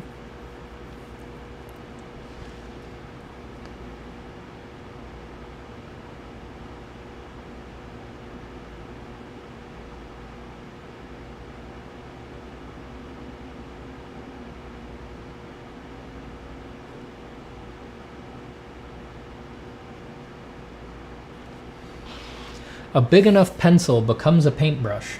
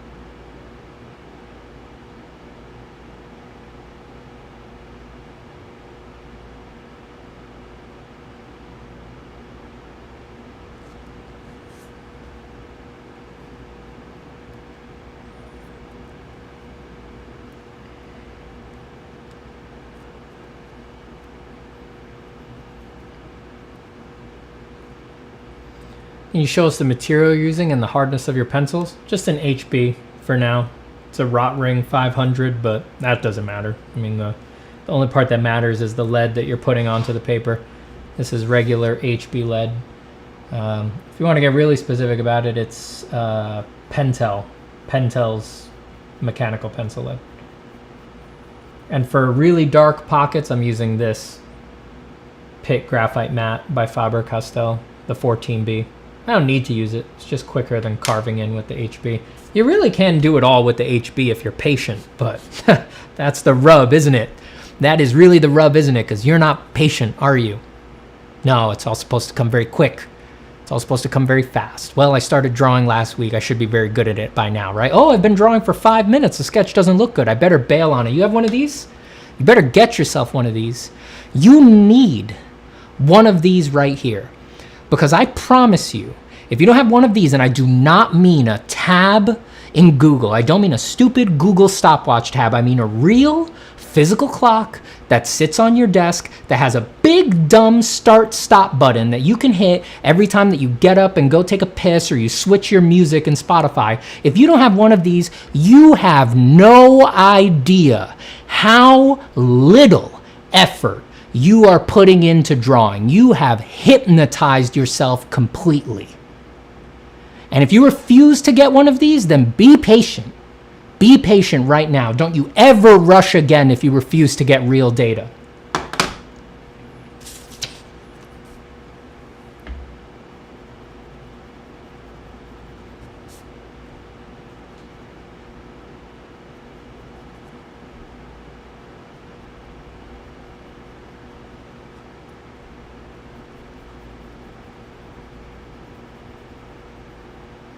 I'm all right. I'm all right. Okay.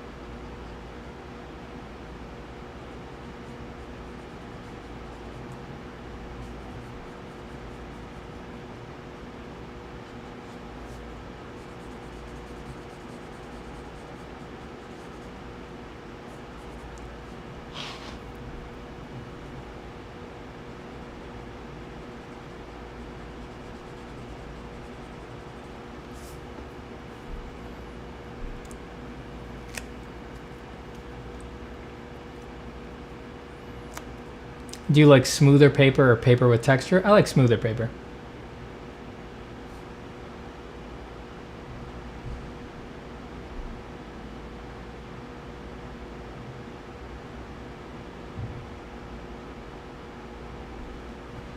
It's a matter of personal preference. A lot of people can't stand smooth paper.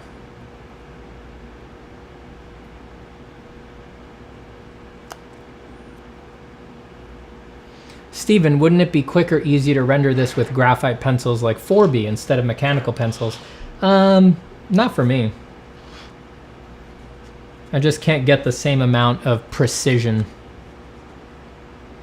with a softer, bigger pencil. It's just about what you're comfortable with.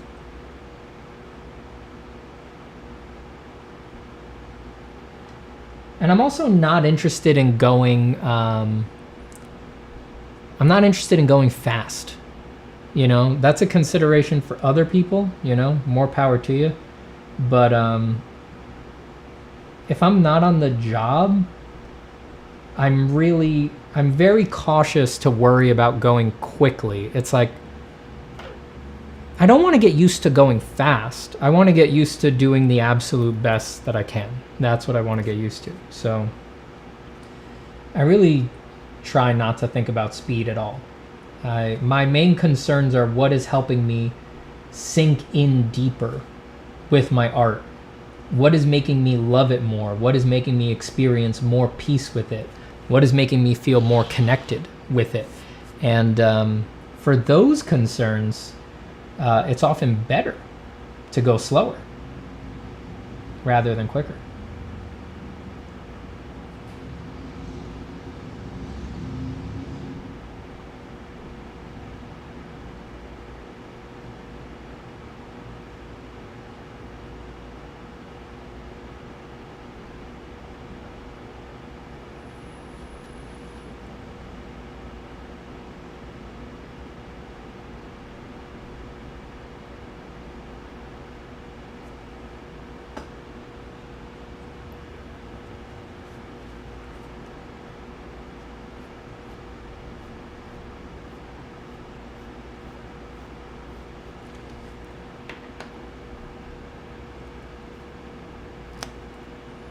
Go ahead, Ahmed. Do you thumbnail your drawings first, or do you go straight into it? I mean, if I have a very specific idea for a drawing and there's something I want to work out, yeah, I'll thumbnail it, sketch it, do research. This has no thumbnail. This is just going straight into it. Not the Rotring 300, the Rotring 500. But again, on a mechanical pencil, the body doesn't matter. It only changes the weight, which is utterly subjective. All that matters is the lead that's touching the lead that's touching the paper.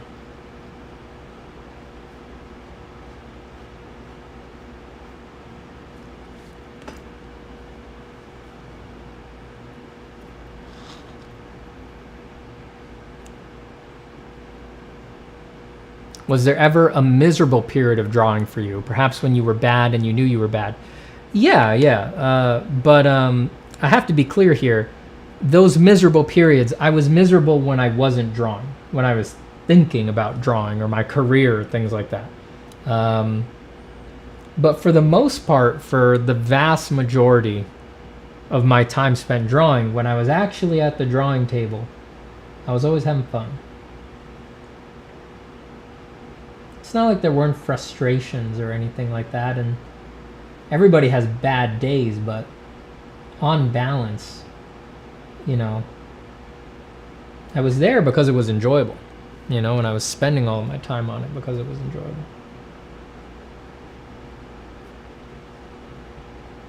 But once I was away from the drawing board, yeah, I mean, there was very long periods where I was just like, geez, nothing's working, you know, and just feeling depressed and scared because, you know, I didn't know if I'd be able to get a job with it, or I was overwhelmed with work, or I felt dissatisfied with work and things like that. But the drawing itself always felt great.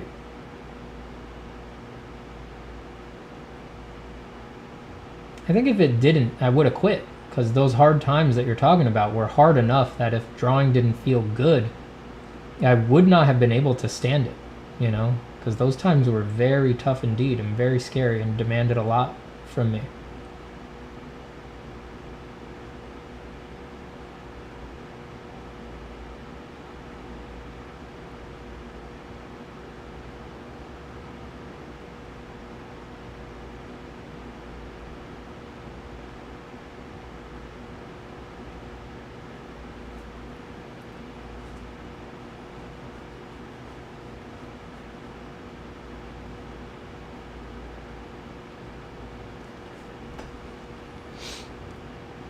Someone asked earlier about selling my originals. I forgot to answer. Someone asked if I would ever be interested in selling my originals, and yeah, I would be. It might happen someday. But I just don't feel a lot of urgency for it right now. And, you know, it's an interesting question because just like I've been putting a lot of effort over the years into sort of removing market influences from my art and just letting myself do what I really want to do. That's a very important experiment for me. So selling my originals, I don't feel a lot of urgency to start doing that because that brings in new influences. You know, you start feeling like, all right, well, this is the kind of drawing that sells. This is the kind of drawing that doesn't. And that's what a lot of people are interested in, right? It's just for me personally, I'm not interested in that right now. That's not what I'm interested in finding out about art, and it's not what I'm interested in wasting my time thinking about, you know? I want to go through a period where I want to see if it's possible for me to have a life where it's like, oh, I could really just draw whatever I want. And I feel like I have that now, and it's, I wouldn't trade it for anything, man. I mean, it's great. You know, it's not like I don't have things I got to do and this whole system around it that I have to run. But the actual thing that I sit down to draw, when last night I did this sketch and I was like a meaty, swirly skeleton centaur with the crazy triceps and stuff like that, that was utterly unconditioned by thoughts of what my audience likes, what will look good on Instagram. It's just anything you can think of. The only reason I'm drawing this is because it's what was interesting to me at the moment. And I can dump it whenever I want. I can jump to another drawing whenever I want. I could spend a year on this if I wanted to. Wouldn't matter. And that's a freedom you can't fake, man. I mean, I wouldn't trade that for the world.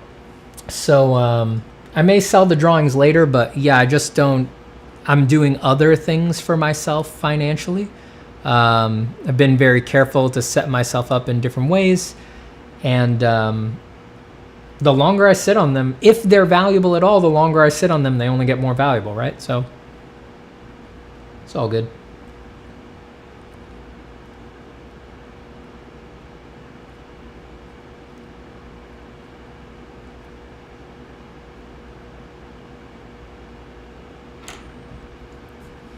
Do you have a favorite drawing, or do you value your drawings equally?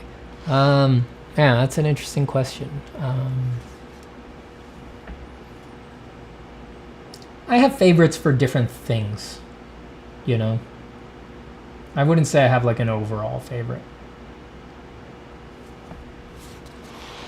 I have like a favorite one for like, oh, I remember that one being really easy, or, oh, I think that one's maybe my best technically, or I have a favorite for like, oh, that was the one that was the most like surprisingly successful or something like that, you know? So I have different favorites for that.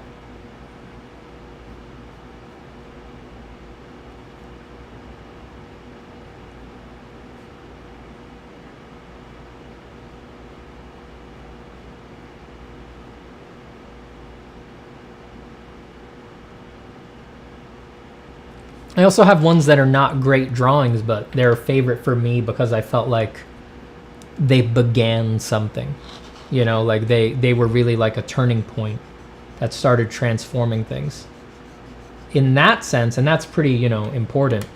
I think maybe my favorite would be a drawing that's really not that good and is not, you know, a popular one of mine.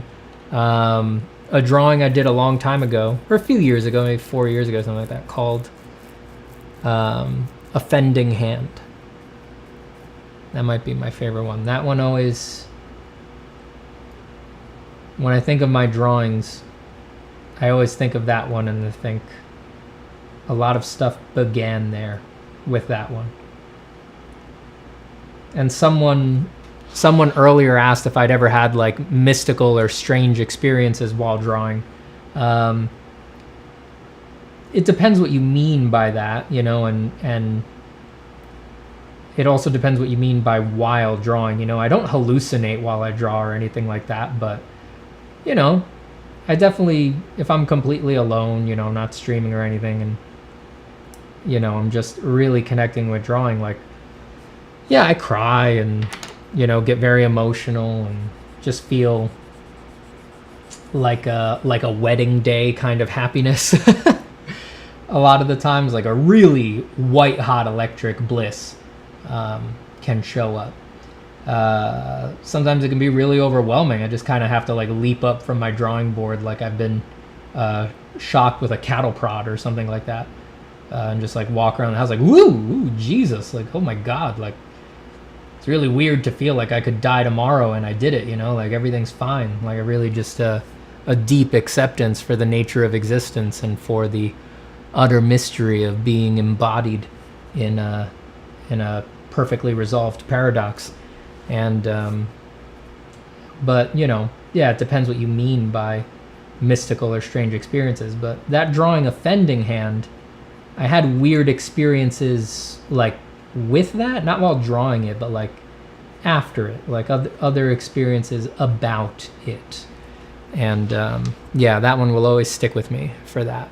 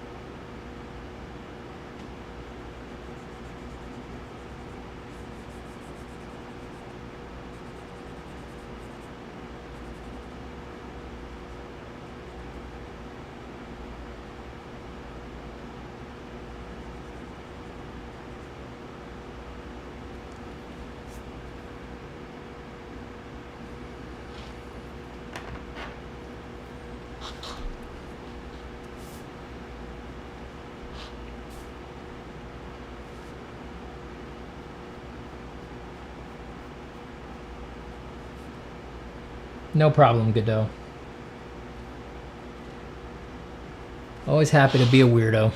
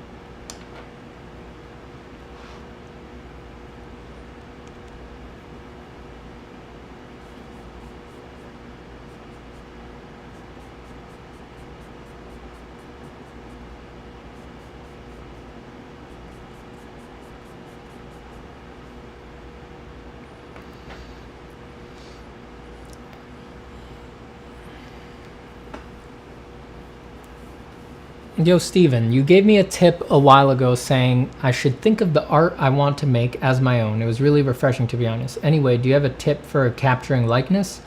What I usually go to there is try to capture the likeness that exists in the overall shape of a person's head.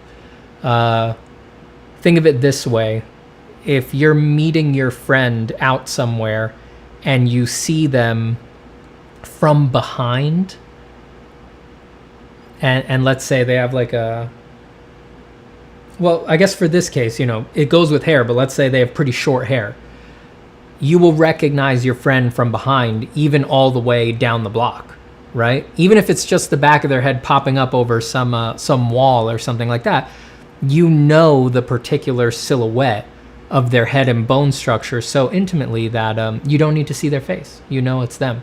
So a lot of likeness is lurking in all of the stuff that people tend to ignore, right? People tend to focus on the eyes, the eyebrows, the nose, the lips. It's like you could Photoshop out all of those parts of, let's say, your mom's face, and you'd still know it was your mom. You would still see the likeness and all of these other interstitial features and the flesh masses and things like that. Being able to grasp that is the difference between a very good likeness and a weak one.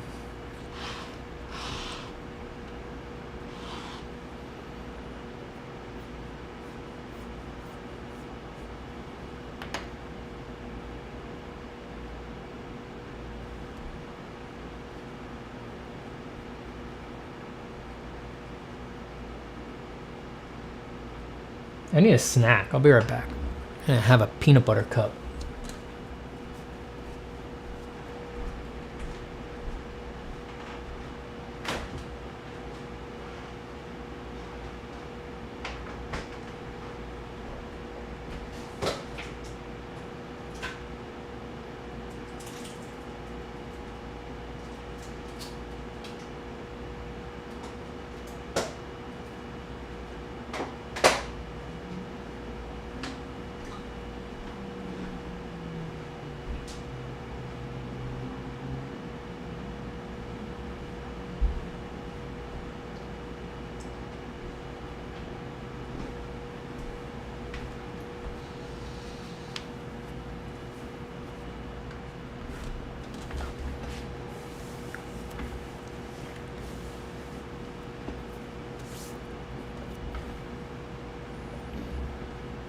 I want to make sure I don't have any chocolate on my hands now.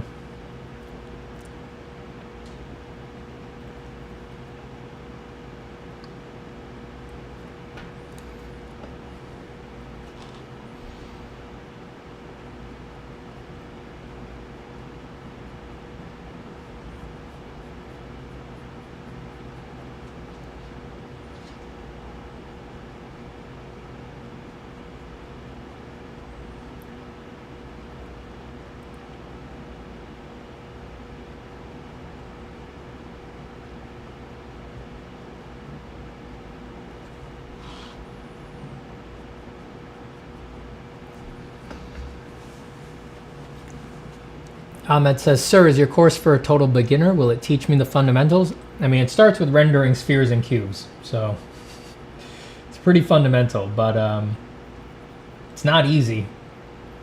I mean, anyone in here who's taken the course, I don't know if like Nick or Mel are still here.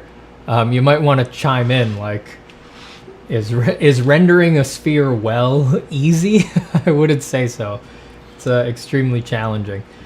I think it's useful before you go in to feel, even if you don't like have much knowledge, like stuff you could put into words about drawing, you do want to feel just comfortable holding a pencil in your hand, you know, not feeling like totally like alienated from your tool and all that. Like there should be some upfront, just natural joy with putting the pencil to paper. But if you've got that, I mean, it may take you a while to do good versions of the exercises, but yeah, it works for beginners.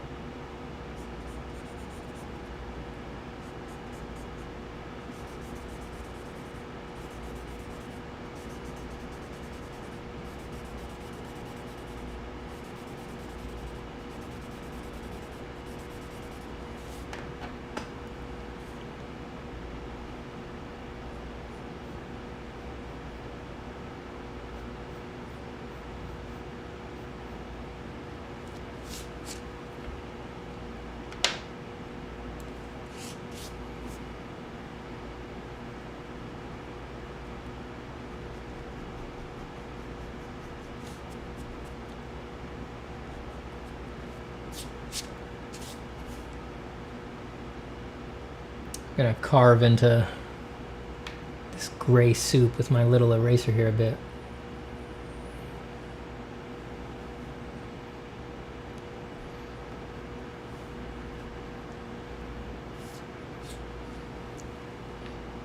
Steven, do you have nightmares of your drawings? I wish.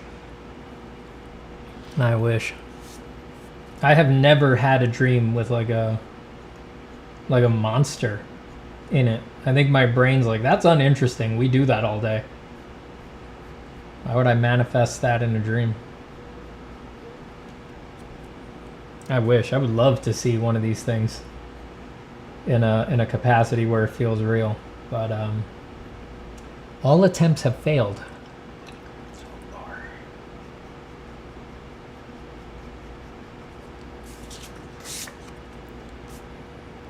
I mean, man, if one of these things, you know, leapt out of a melting wall and jumped on me and pinned me to the ground with a bloody talon wrapped around my throat, I'd be like, brother, so good to see you. I'd be so excited.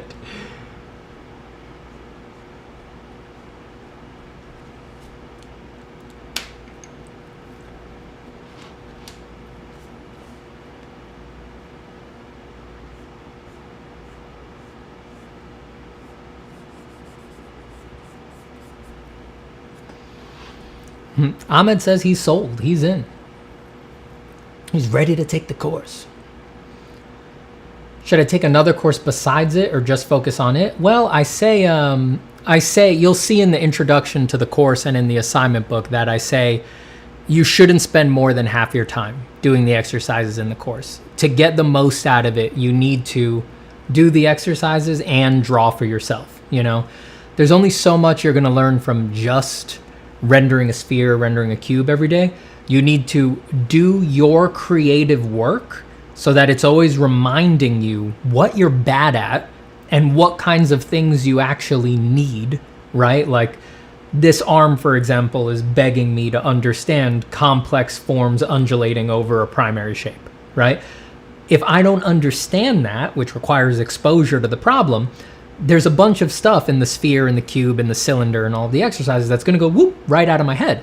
It's a part of learning. It's like, if you don't understand what's actually relevant, you're going to ignore that stuff. So to get the most out of it, you need to be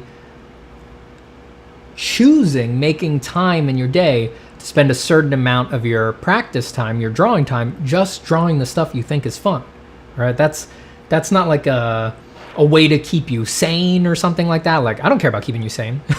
It's that you're not going to get as much as you could out of it if you're not doing your creative work. That's part of being an artist. You're going to totally shoot yourself in the foot if you only do the exercises.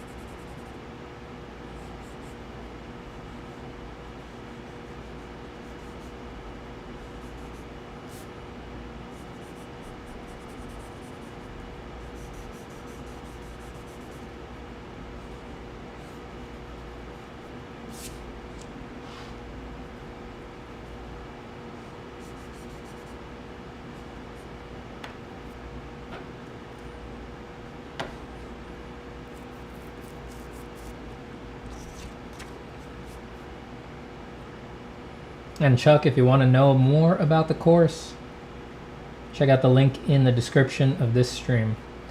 Or just go to formfromimagination.com.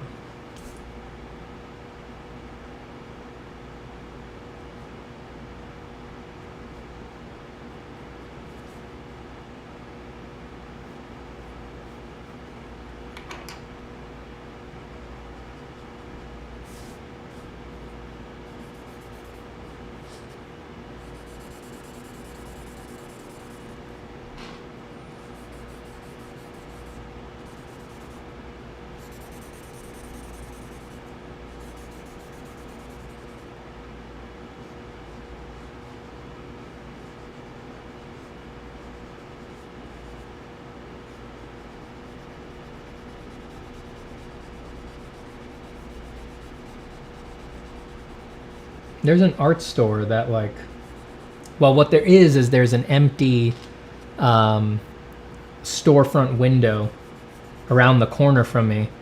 And I was walking the dog by there the other day, and it said, you know, art store opening any day now. And now I'm just like, whoa. I keep walking by there every day and looking inside like, when? It doesn't look like any day now. Well, who knows? I really want them to open. My local art store, one I really liked, it was a great art store called Artists Craftsman. And, it was so big and it was close enough, you know, it was just like a short, pleasant walk. Really love that art store. It closed because of the pandemic. So I'm really excited to have a store back in the neighborhood. I want to know what they're going to carry.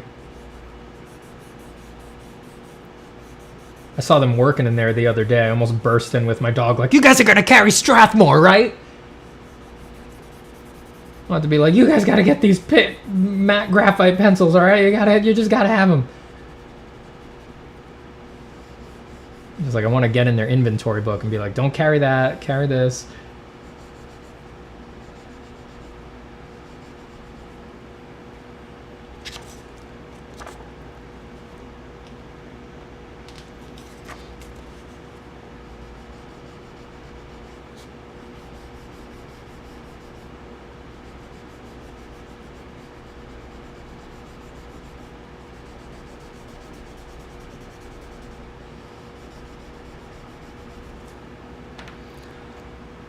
Ahmed says, okay, thank you. You also mentioned you have an active Discord community. Do you do any kind of feedback when you have the time?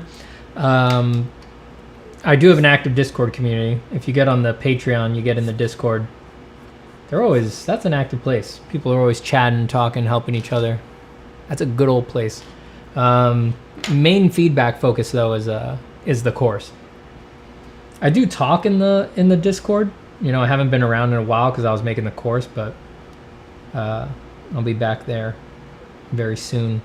And I do message in there and hang out and stuff like that. But, you know, feedback takes a long time and there's a lot of work. So really the only place for feedback right now is the course. It's got to be in context. You know, I find it hard to give feedback just like isolated, like not knowing what someone's going for and what they know and what they don't know. The course is really the only place where I feel comfortable giving feedback because it's like, well, I know you got it, so I know what you're going for, form from imagination, and I know that you know everything I've regurgitated in the course, right? So it's all in context. I find it difficult to feel comfortable giving feedback otherwise.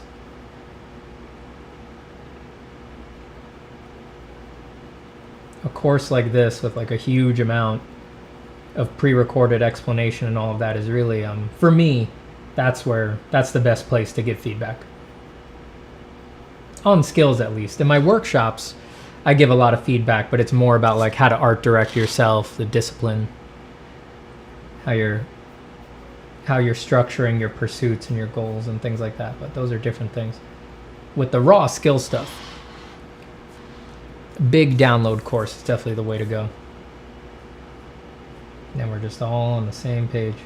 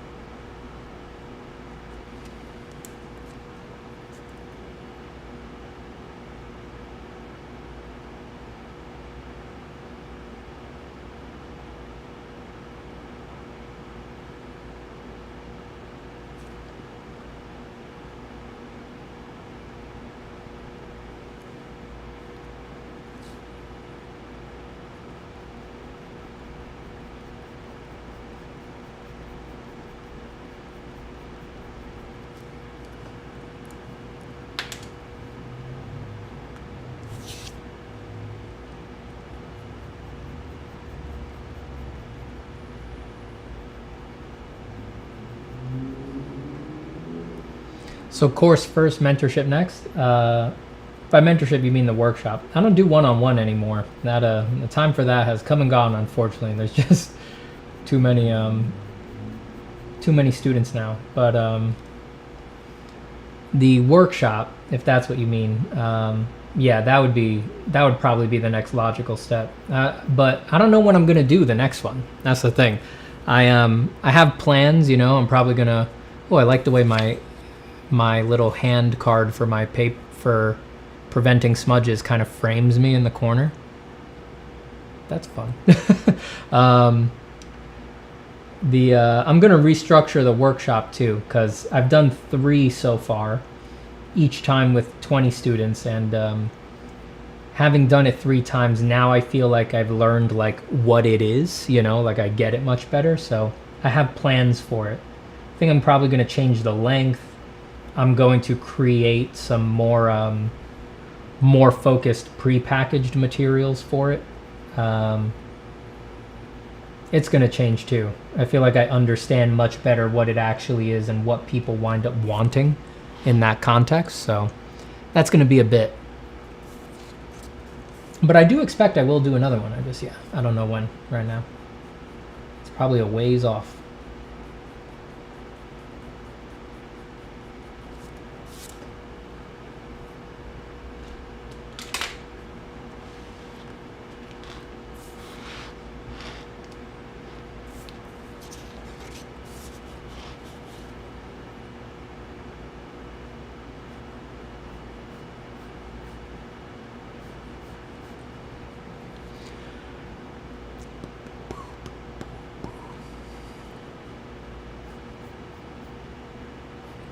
Don't hit me with that, Joe. You know how I feel about Michael's. I do go there, of course, but I prefer to shop local. I really do. Because I got burned by Dick Blick, you know? It's like those big corporate art stores.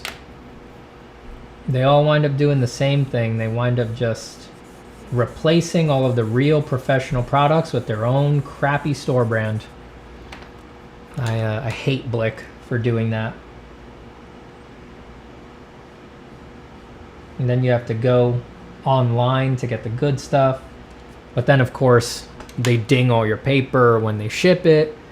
You can't look at the pads and pick the one that's in perfect condition. You can't try a pencil on a little piece of paper. I hate it. Everything else makes sense to shop online, but like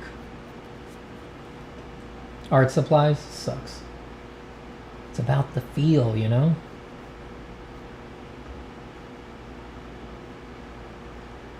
So always try to shop local for art supplies.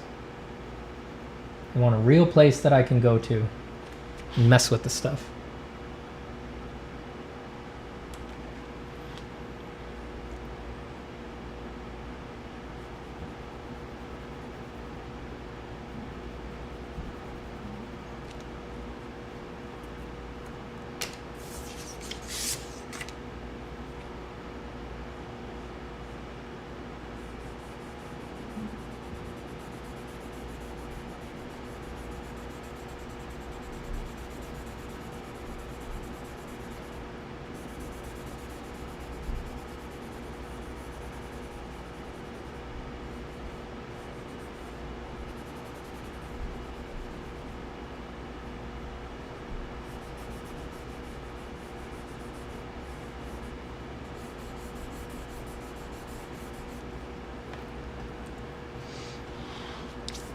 Melvin says, the course has been so fun, Steven. I think because I got a glimpse at where it's going with form that I'm mega engaged with the spheres and cubes and whatnot. I mean, that's good. You want to be engaged with the spheres and the cubes. I mean, I've done literally hundreds of spheres and cubes in my life.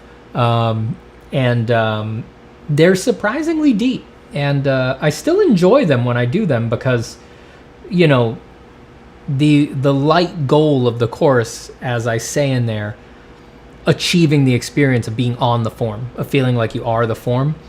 Once you've experienced that, once it feels like you're really sculpting the thing that you're drawing, spheres and cubes become a real pleasure because it's very quick to feel that when you're on them.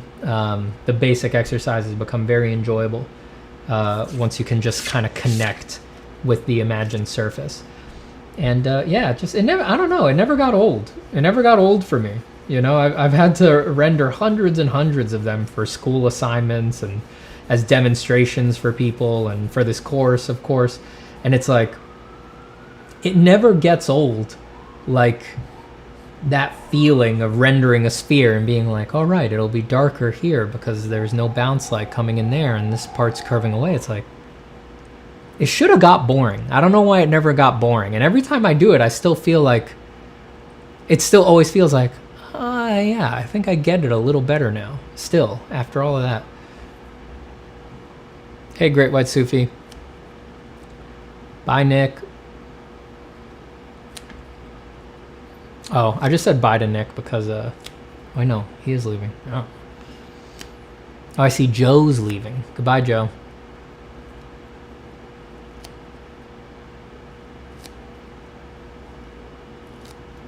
I'm good, Great White Sufi.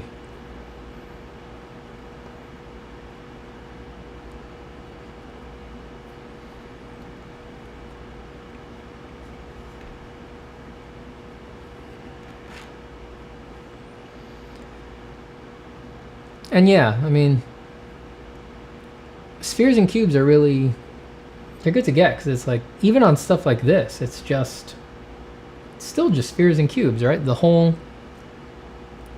thigh here is a cylinder. And if it was a regular primary cylinder, it would just be a straight terminator, but all the modeling factors are there. You know, there's center light, halftone, dark halftone, terminator, reflected light, cast shadow, just reacts on these undulations. And even as I add each subform, each secondary form, it's the same consideration. Like, I will think of this calf. It's like, it's not just calf. It's a block-ish calf. It's like a thin, compressed block, and it has all the same modeling factors as a cube. It's like, it's the geo shapes all the way down. You know, you want to grasp them very deeply.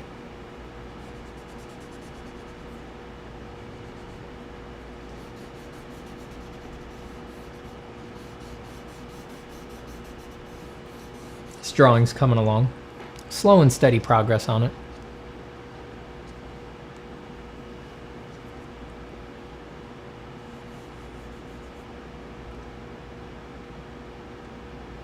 Wonder if I should tape it off so that I just know where the leg ends. I'll be right back. Let me get my tape.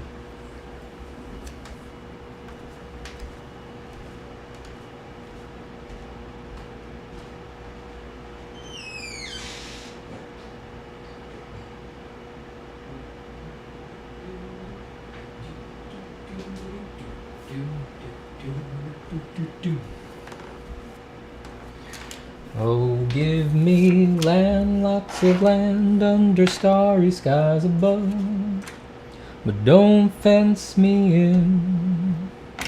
Let me ride through the wide open country that I love, but don't fence me in. Let me be by myself in the evening breeze, listen to the murmur of the cottonwood trees.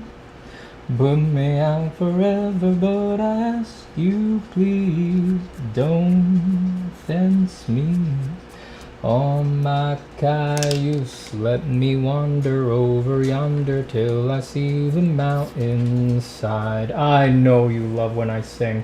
My dog always comes to say hi to me when I start singing. Hi. Who's your good girl? Who's your good girl? Who's your good girl? What are you doing? Sleeping? Getting in your 20 hours of sleep a day? Yeah, you're a good little pup. Go on, get out of here. Go on and get out of here. Mad, how you doing, buddy?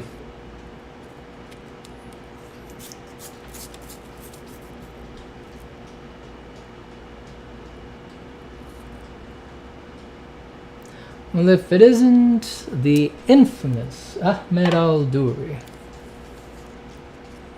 She walked away or I'd show her. Sorry, buddy.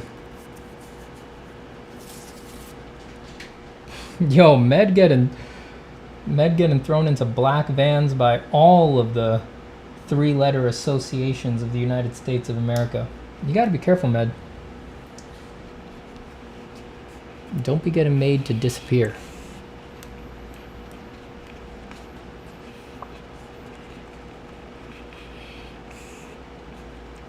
I'm good, buddy. How are you doing? I'm just making drawings. Working on some weird transmogrified scary centaur kind of a thing. I wound up liking the legs, so I'm taping it off right now. Taping it off on stream. Taping it off so I actually know where the border is. In case it goes all the way. Might as well. Give my cat Levi a shout out. Levi! Your parents love you, Levi. Or your one parent. I don't know what your home situation is, Levi, but you got it good, Levi. And don't you worry about a thing, Levi. All that stuff with your ex and that thing that happened with your old best friend, you know what? These are the kinds of things that life is made of, all right? And our ability to abide them and work through them, honestly, it's what makes up the totality of our character, Levi. So don't worry about it, all right? I mean, you're entitled to your feelings. It's going to be hard. It's going to be complicated, but I know you're going to get through it. And don't forget, you're a cat. You are a cat. You're just a cat, so you don't have to worry about it all that much.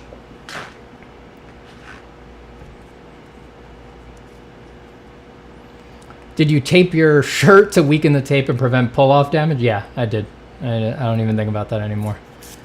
Med remembers that. That's from design school days. Teachers would be pissed if if the tape left marks on the wall from putting up for crit, or God help you if it tore your prints or something like that. It's always safer to de-tack it a bit. Nevitz, have you experimented with drawing on printmaking paper? I have, actually. Why, are you doing that right now?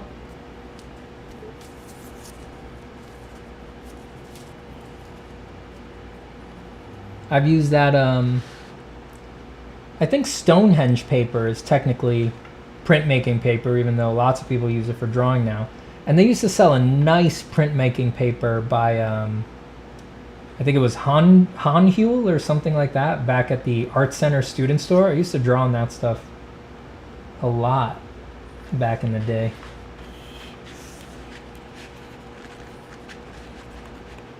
Thomas Bertling has entered the chat. Yeah, they were not happy with that. You gotta de-tack your tape for sure.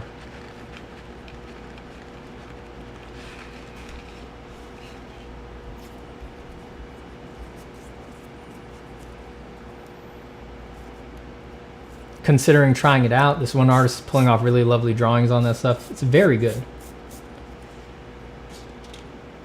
Let's see.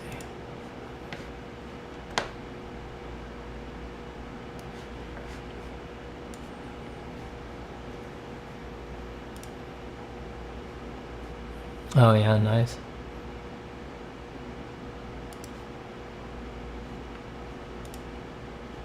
Well, that's in a sketchbook.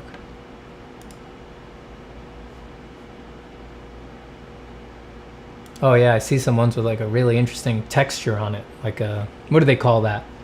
Those papers with a really strong weaving texture. That's a laid paper, I think they're called.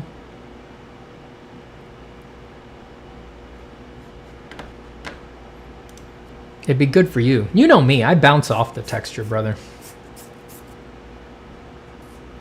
I've never quite found a textured paper that I like. I like things smooth.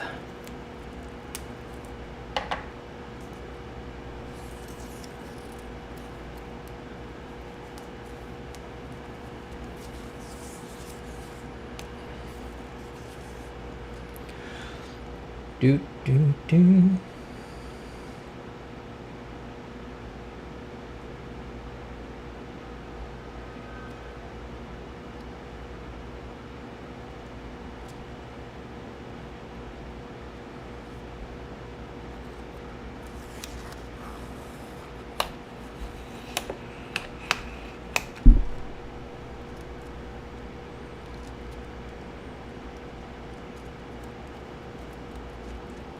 Almost messed that one up. Yay! Let's see if I can save this one. I'm not sentimental, but there's something about the way you look to know. Makes me wanna make them jealous, make them yeah, we'd have to hide. You better lock your phone and look at me in your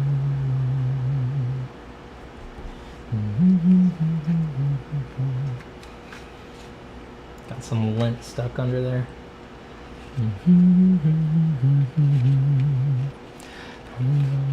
Alright, there. It's taped now, in case it goes all the way. It's always easier to do it early than it is to do it later.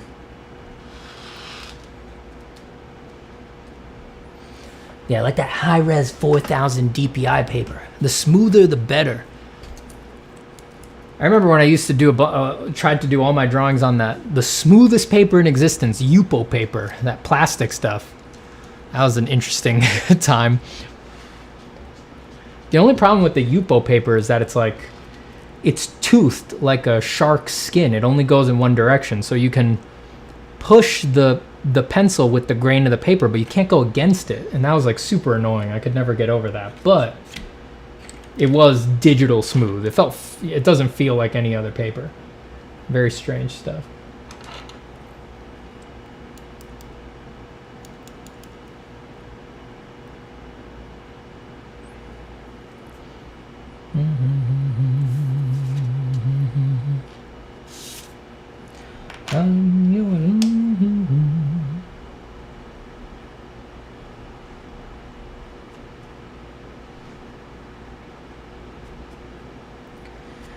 Alright, so now we can just go down to the edges on that.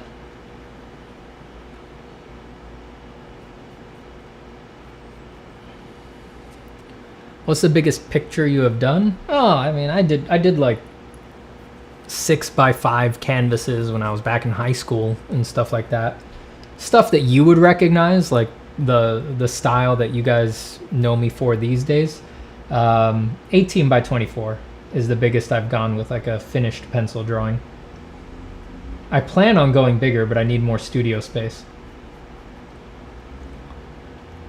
Once I switch up my environment, I will start doing even bigger drawings. I have plans for those drawings. I even know what drawings I will do once they're bigger. I have particular subjects that I'm like, yeah, that one's got to be big.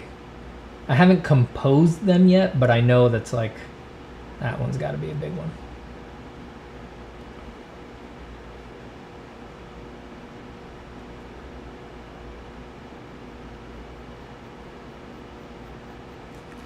The thing is that in my compact environment right now, 18x24, it's big. It's a lot for a pencil drawing, but I can still pack it away. I can put it away every night and get it out of my way. But for the bigger drawings that I want to do, I need a dedicated space where it's just like that stays on the easel and it's always there until it's done. And I never need to put it away or anything like that.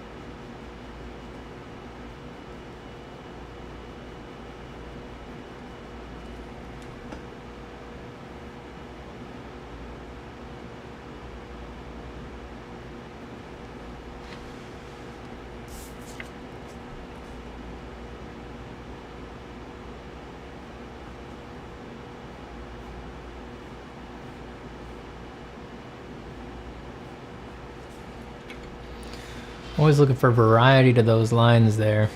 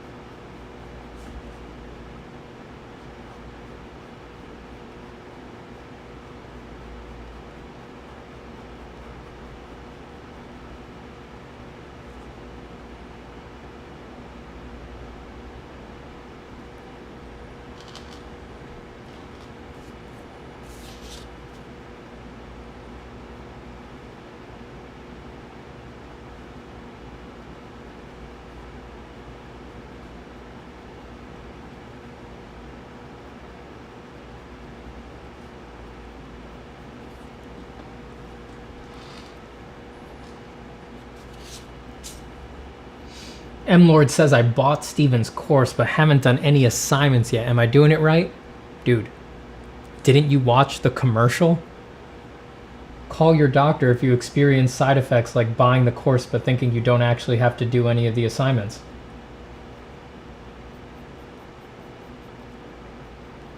It's time to pick up that phone.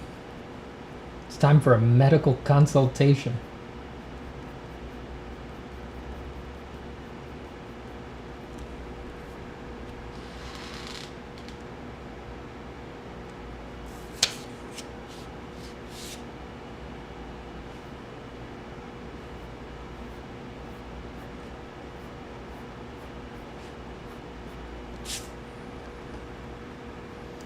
Weird shapes. Just want weird shapes down there.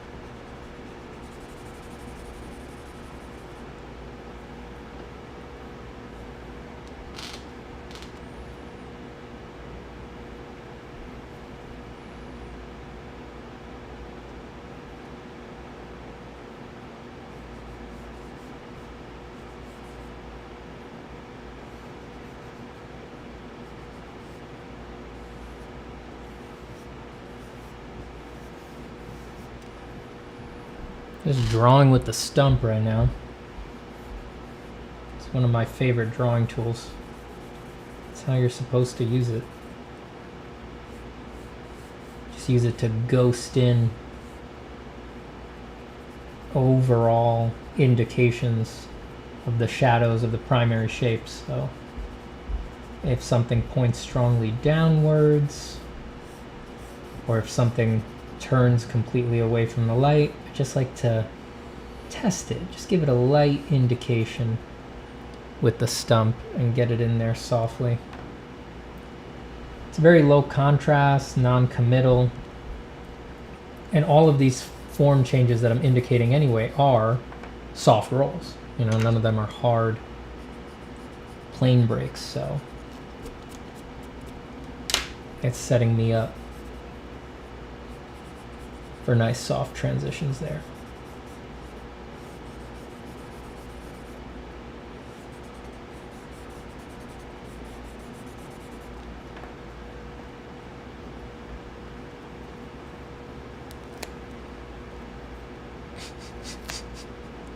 Yo, Med hates the stump. He hates it so bad. That's a thing. Definitely heard that from people. I do not experience that at all. I don't find the noise frustrating. I'm sure someone in here, now that you've said it, Med, they will find it cringy even though they'd never thought about it before. It's going to be like nails on a chalkboard for them now.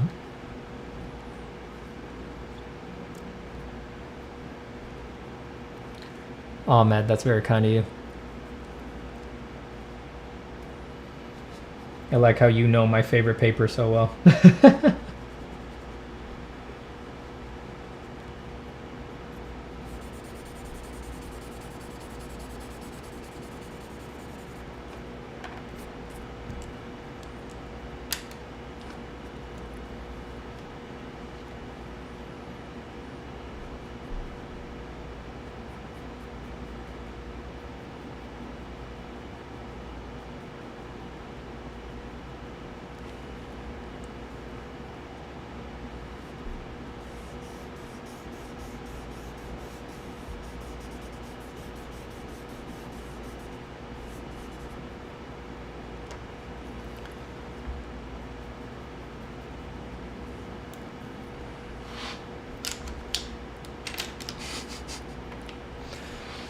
Even better, Med.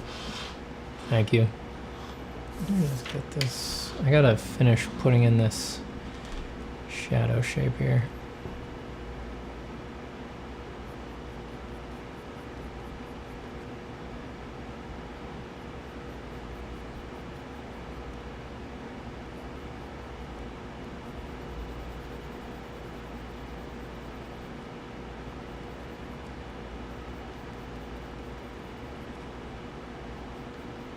Hi, Isaiah.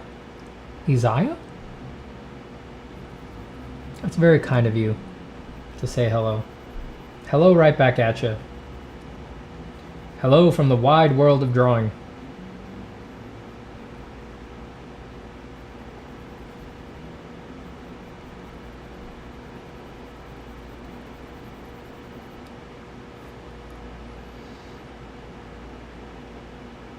Good night, Ahmed.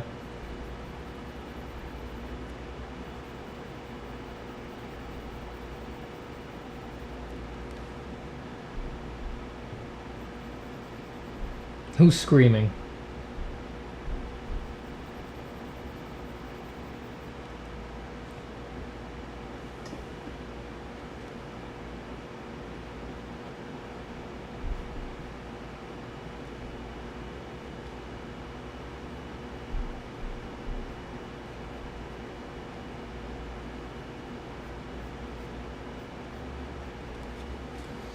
Is that where I want that? Is that really where I want that? Let's do it like this. And do a wrinkle there, wrinkle there, wrinkle there. That I can get with. We'll just have to carefully model those reflected lights.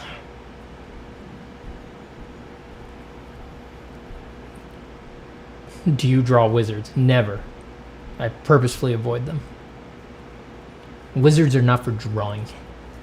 They're for being, alright? You gotta be a wizard. Ask Steven about the lizard people. Don't ask me about the lizard people. Ask David Icke about the lizard people. Look, David Icke is crazy, and lizard people don't rule the world. But we all have to admit, David Icke has a flair for how to name a book. The Biggest Secret? Great name for a book. But my favorite, I was at a bookstore like last year and I walked through some section and there was a new David Icke book. I was amazed to find he's still alive. But he put out some new book called, the name of the book was, I wish I could remember it exactly. It was like, Planet Earth, Get Off Your Knees, the Lion Sleeps No More. Like, that's how you name a book.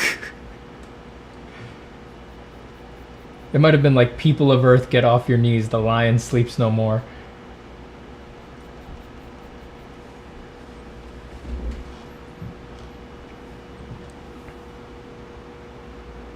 Let me zoom this out a bit to be a little bit more pulled back. Check my little focus here. Gotta increase my focus, gotta refine my focus. We all want to be very focused people. We all dream of being focused. Unfortunately, we as human beings do not have focus rings on us. We have to manifest our focus from within, unlike a camera. Steven, can you please tell me something to draw? I want to draw, but don't have anything in mind. All right, Bloody One. I dropped my freaking needed eraser. All right, Bloody One. Here's what you're gonna draw. All right. Here's what you're gonna draw. It's magic hour. All right, not sunset. Not afternoon, it's magic hour, all right? Beautiful golden clouds against a brilliant cyan sky. Wide shot. In front of us, an alien landscape unlike anything we've ever seen before. Its parts familiar, and other parts utterly strange. Perhaps in one section of the picture, we see something that at first glance, in its initial zeitgeist, seems like something ordinary. Perhaps a mother on a walk with her beloved child, or an ice cream salesman handing a cone of delicious treat to a young one. But upon closer inspection, we realize that something is off. Something is extremely off. Now, you can't quite put your picture on it. You can't quite put your finger on it. What is it exactly? Is it the look on their faces? No, that's not it. Is it the twist of their hands? No, not quite. Is it the color of the light that is falling on them? No, that's not right either. No. In this picture, as soon as you feel like you know what you're looking at, it seems to shift ever so slightly, seems to slide away from you, like the gossamer opalescent sheen on the surface of an oil spill. No matter where you look in the picture, it always seems to transform. And when you go back to a part that you thought you understood, it's completely different now. It's almost like you don't remember looking at this part of the picture. Did I look at this corner yet? I could have swore it looked... Well, what's going on here? Hey, you, come look at this. What was I looking at? What was I? Huh? I don't know why I called you over here. Did I call you? I seemed worried about something. I don't remember. I'm sorry. I feel confused. I just need to sit for a moment. Just a sit. Yeah, some water. Yeah, some water would be good. Yes. Something was there. It's right on the tip of my tongue. What was it? So that's what I think you should draw. I think you should get to work on that. If you could draw that, I think that'd be a really cool picture.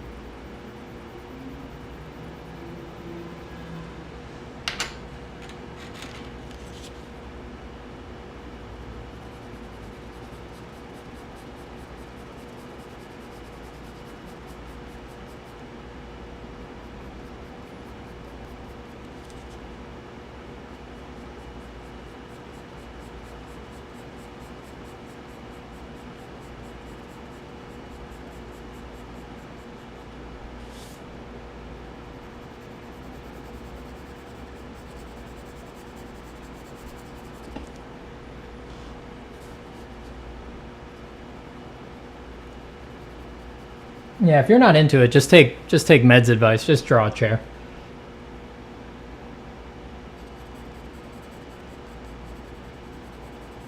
It's either what I said or a chair. Simple. Take your pick.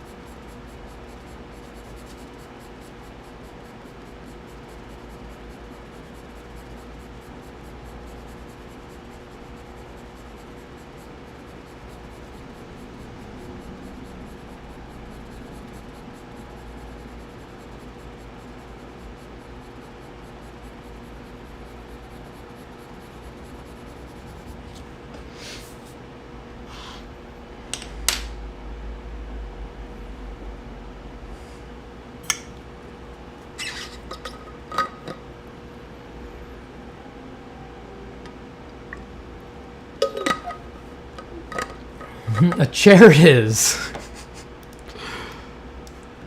A chair it is. Steven, can you teach us how to dance? Oh, dance is easy. Just like, yeah, I just give it one of those. Dance is so easy, just like, yeah. And then when the music plays, you're like, you just do that.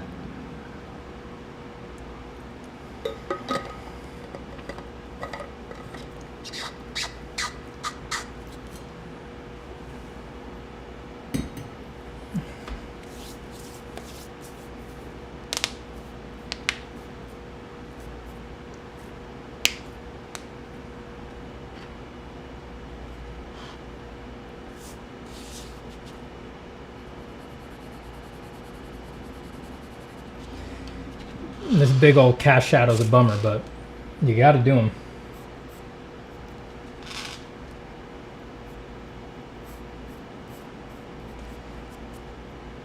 It won't look like it's real if it ain't got some dramatic cast shadows on it.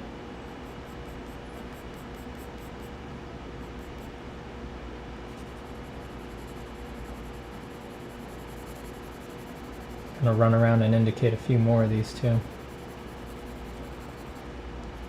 Putting them in real light, they'll need some focus time to get flatted in later.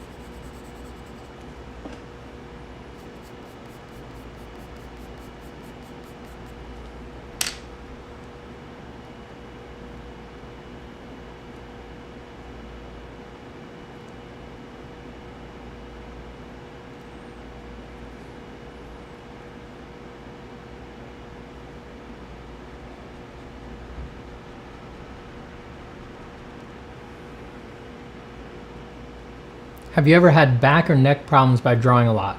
What do you think about inclined tables for drawing? No, not yet. No neck or back problems for me yet. I have had inclined tables before. They're nice. I don't have the room for one right now, but I just do everything on a flat desk. I gotta tell you, I like working on a flat desk actually.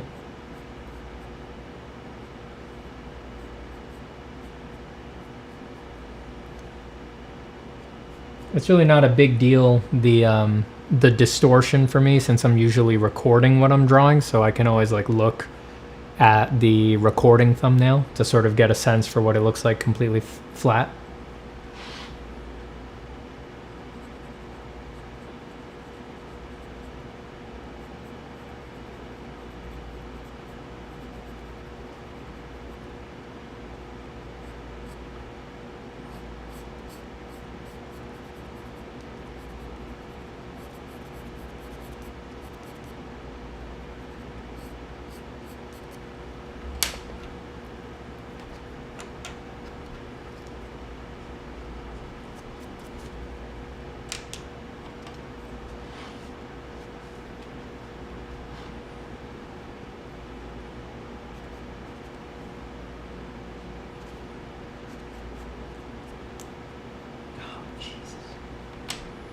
Put down a mark right where I don't want one.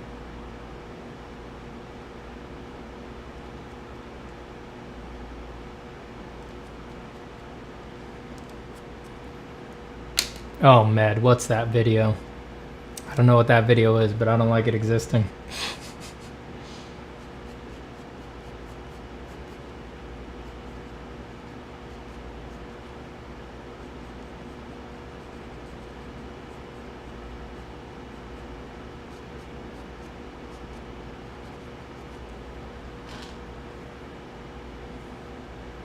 I'm gonna sharpen. Be careful now. Steady, boys.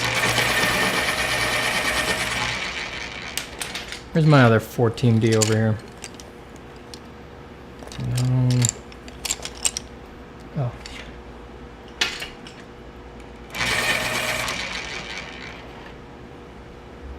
Central Park Dance. Ah, yes. Some of my most sophisticated moves, you know. Ironically, I think I did, when I did that, I was doing very similar moves to what I did there, just going like that.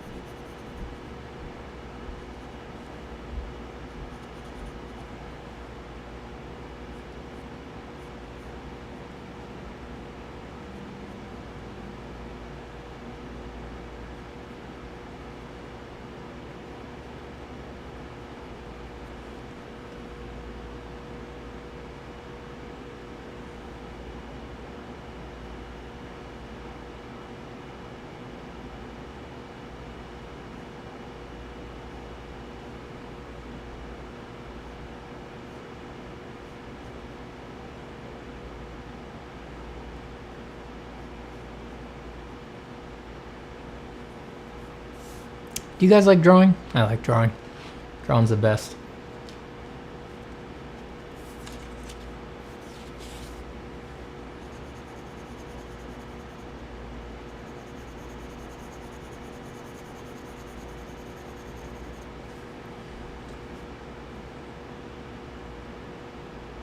Ooh, wow, boy, you're getting warned. And what a person to get a warning from the Ahmed Al-Duri. Painful, painful. What am I drawing? I don't know. Whatever the hell you think I'm drawing, that's what I'm drawing. Just plumbing my subconscious here. Just drawing stuff that I think looks cool.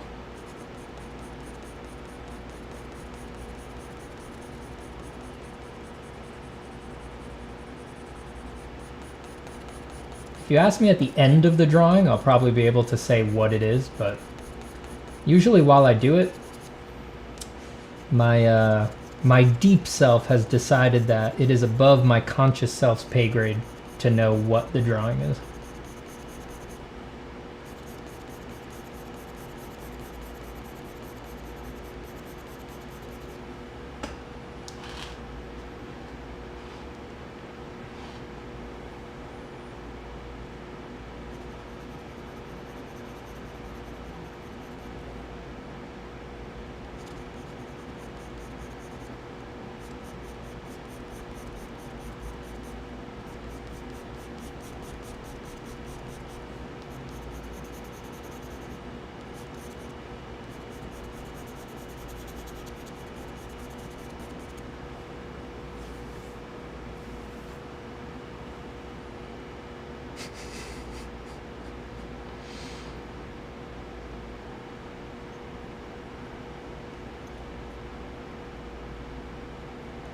Have you ever not liked drawing, Steven, or been burnt out?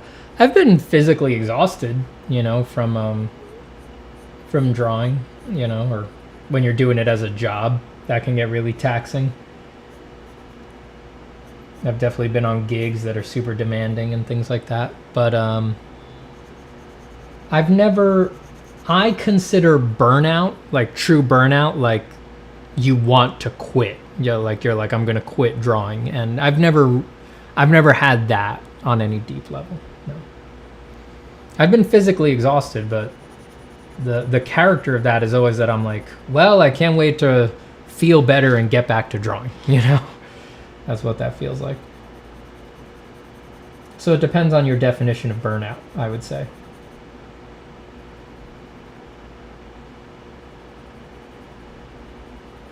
Drawing is just extremely pleasant, you know? Extremely pleasant experience.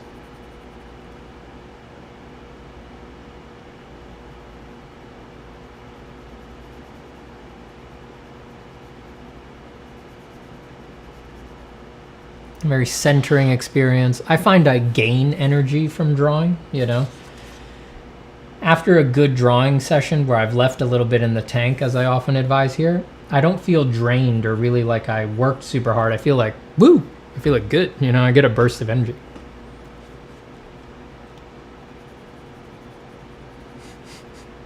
Yeah, can you add more people pointing at the Range Rover? Can you draw a few more lights hanging from the ceiling? Can this cat look less like a cat?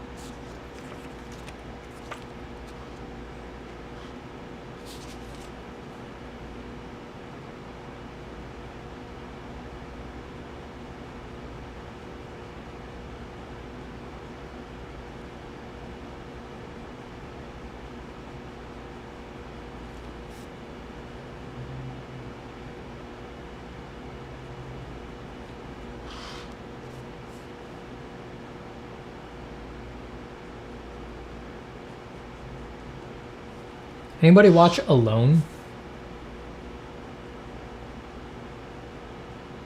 That survival show.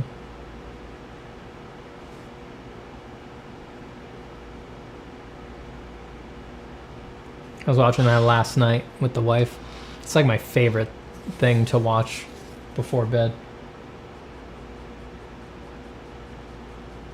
It's like, it's tense, but it's like not that tense, you know? There's not like a lot of music. It's pretty low energy because it's all real footage.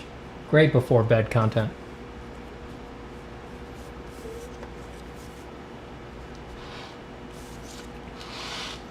That new season of Alone is good. They're trying to kill these people. I'm pretty sure they're trying to push it as far as they can until they kill one of the contestants. I think that's the goal of the producers. I think that they have these evil little meetings where they turn off all the recorders and they close the doors and they're like, how are we gonna kill someone on our TV show?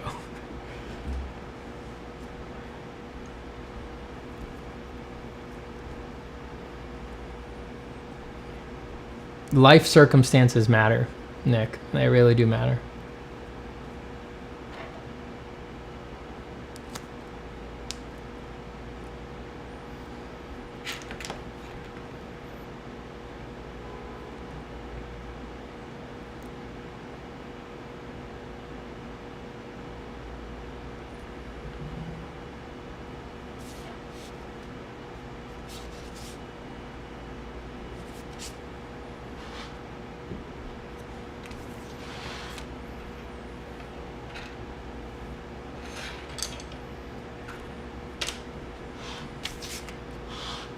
Wild Boy, Ahmed is serving you warnings. I try to be very loving and gentle here. So I'm going to try to put this as nicely as possible. You're approaching the displeasure of everybody in the chat. And I don't care about you. You're just a screen name to me. And I want what's best for you. But if you bring down the feeling of peace and happiness for everyone else in the chat, you will get kicked out of the stream.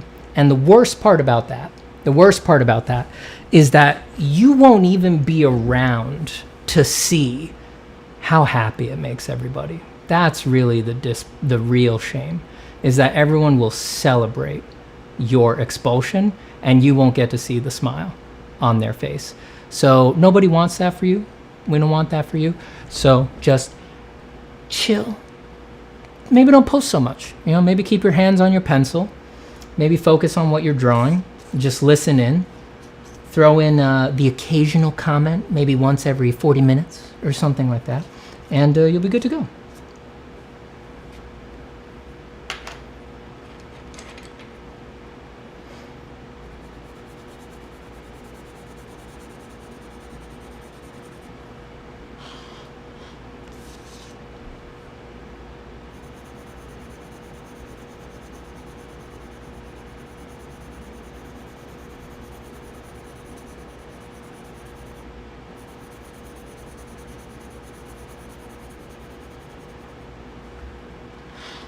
Hey, Sup. How you doing? Sup, y'all D.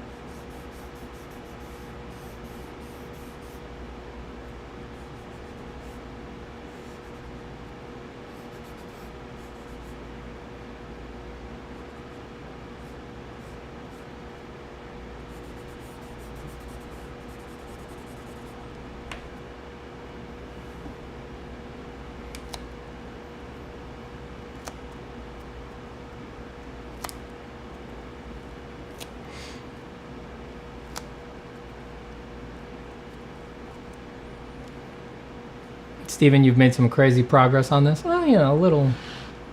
I mean, we try not to rush around here. It's going little bit by little bit, you know. Effort over time. Effort over time. I think that's something Ahmed says.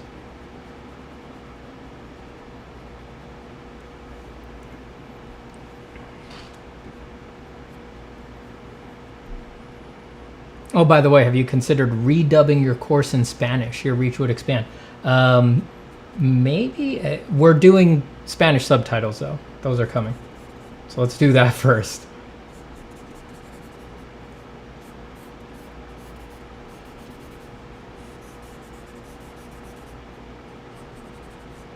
We're working on that. We're working on English subs as well. Do you find that your dreams changed with time in a major way? No. You know, I don't really have the most interesting dream life. I find that my guess is that is because I spend so much of my time doing this, or I'm sort of like in my waking life casting myself into an imagined reality. I feel like that has an effect because yeah, I don't really have the most compelling dream life.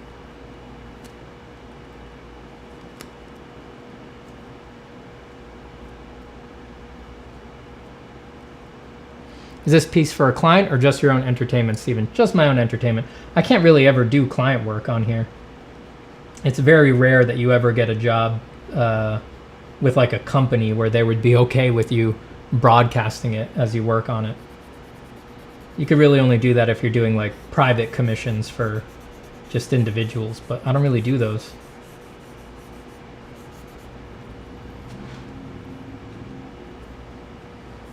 I considered it a while ago. There was a period years ago where I was like, I wonder what would happen if I started telling my clients, like, I'll cut my rate in half if you let me do it on stream. And I thought about that for a while, and then I was like,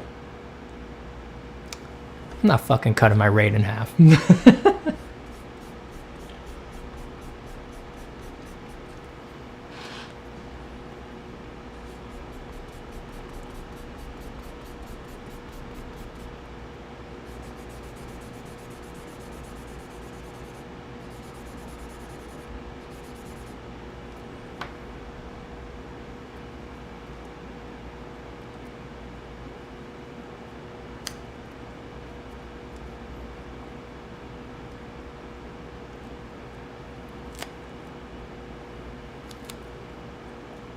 Thank you so much, 80s. That's a very kind comment, because I do specifically go for that feeling of like tension and motion, even though it's frozen and highly rendered. Very hard to do when it's highly rendered. It's nice when it feels still alive, even when it's got a lot of info and form on it. It's been a lifelong journey, that's for sure. Adam Jones would like you to do a tool poster. If only. Maybe someday.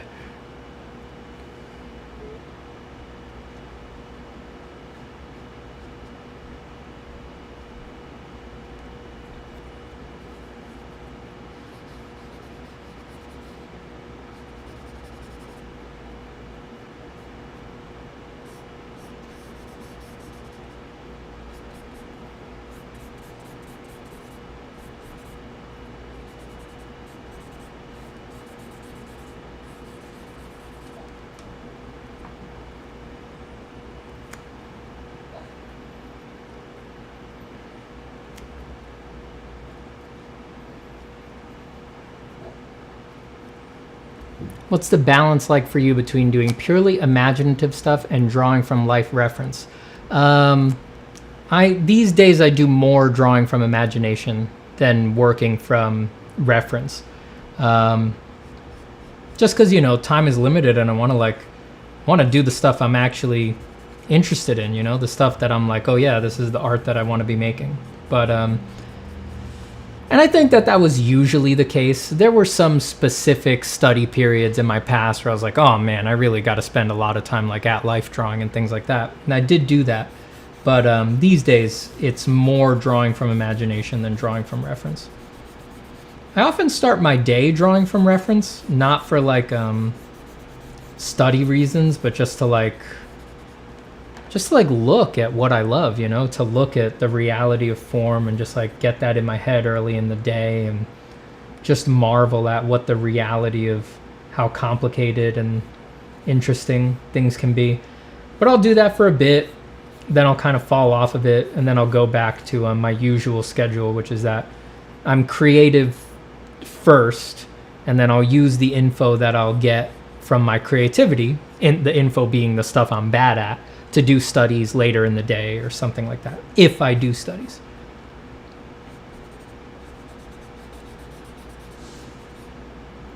Sometimes it's more like I learn what I'm bad at from my creative studies, and then I'm like, all right, let me think about how to be good at that instead of bad at that while I cook dinner or something like that.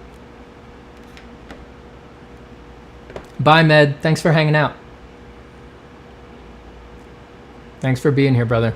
Talk soon. I've heard so many pros say to never cut off figures at the wrists, knees, etc. And then there's Steven giving no Fs, loving the drawing. Yeah, who cares? I mean, seriously, who cares? I mean, I'm just doing it for myself. It's not for a client. It certainly ain't for the other pros. It ain't for the critics. And the truth is that there's no rules in art, and yeah, it's like, if I made it great, if I made this a really, really good drawing, for the people who are going to love it, they're not going to care that anything's weirdly cut off or, ooh, it doesn't stick to the rules. They're like, who cares? Who cares? None of that stuff's real.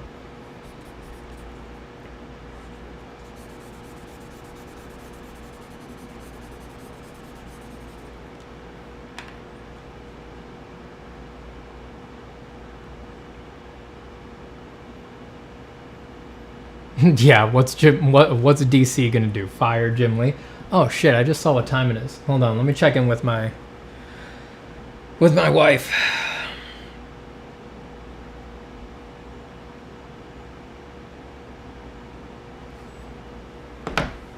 Got carried away over here.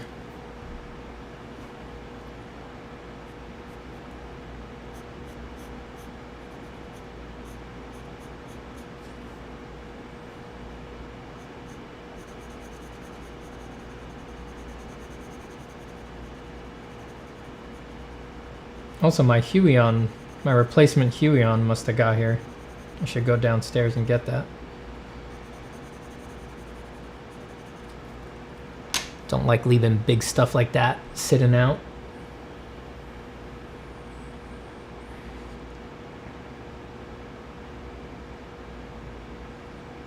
How did you start drawing? I've been doing it my whole life since I was a little kid.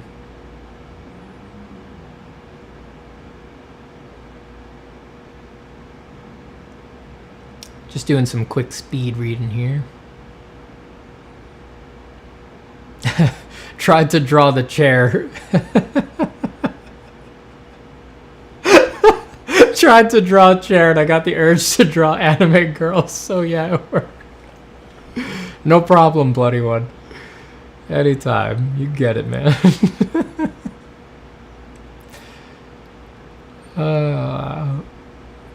It's good stuff.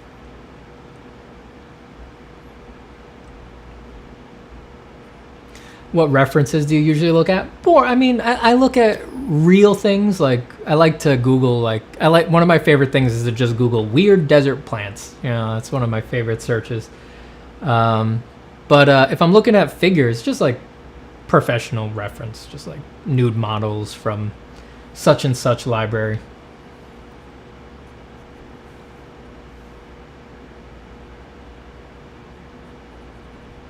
I like the New Masters Academy reference library.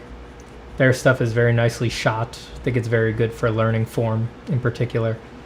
I like Scott Eden's Bodies in Motion. Those photographs are really beautiful for the sheer extremeness and variety of what he's presenting there. There's a lot of really beautiful reference out there. But yeah, pretty boring stuff if it's figures, just pro art model stuff. I like being able to see the whole figure clearly. You know, that's like the training I like for my kinds of drawings. And yeah, but then if it's real stuff, then it's just like, you know, God, whatever has caught my interest lately. Weird spiders, Himalayan traditional costumes, hardware, odd bits of meat, you know, like, what does a fresh cut of prime rib look like, and things like that. Just whatever has my form interest lately, because my love of form really manifests as just like kind of skipping around to different shapes that have caught my interest lately. Just like trying to figure out what it is about them that I love, you know? The like way that a pig's ears depart off of his head. Then I'll go look at like a freaking disgusting sea cucumber. Then it'll be all about like bird feet or something like that.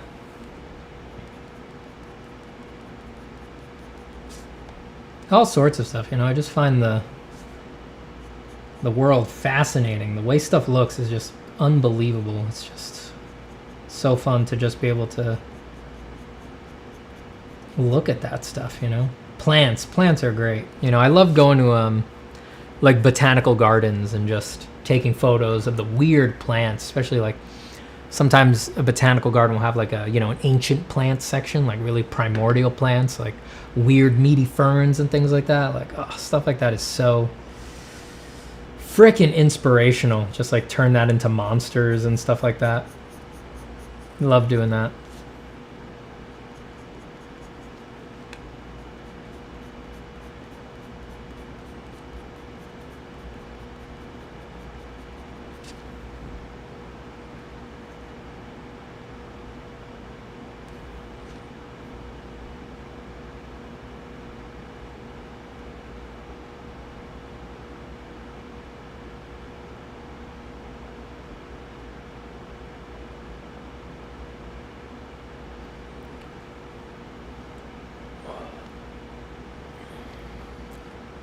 Hey Joe, nice to have you back, even though I'm probably going to get off of here soon.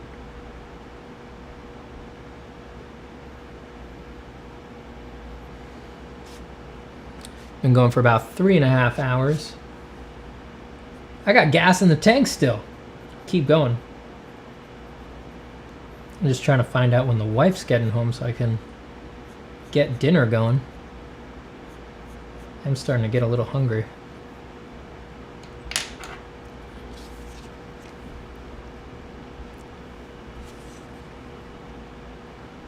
Steven, was it you who did the fully rendered staple gun? That was not me. I don't know what that is.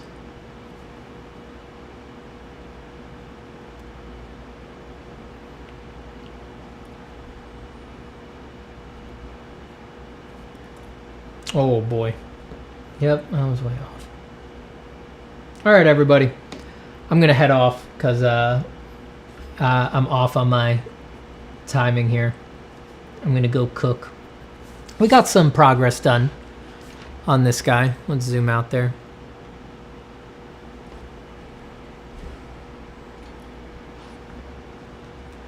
We taped it off, got a little bit better of a feel of what he's actually gonna be and look like. It started really with just the arm today, right? I don't quite remember what it looked like when I started the stream, but I feel like it was mostly just the arm. So we figured out some weird stuff on the body. Did a bunch of work on the leg. I like this leg. I feel like this leg might be my access drawing for something. Maybe we don't use it with this, you know, or maybe this drawing doesn't go all the way, but there's something I could play with here. I feel like I want to use that somewhere on something. I don't know. I like the way it's coming out. Pretty strange. Real fun to draw.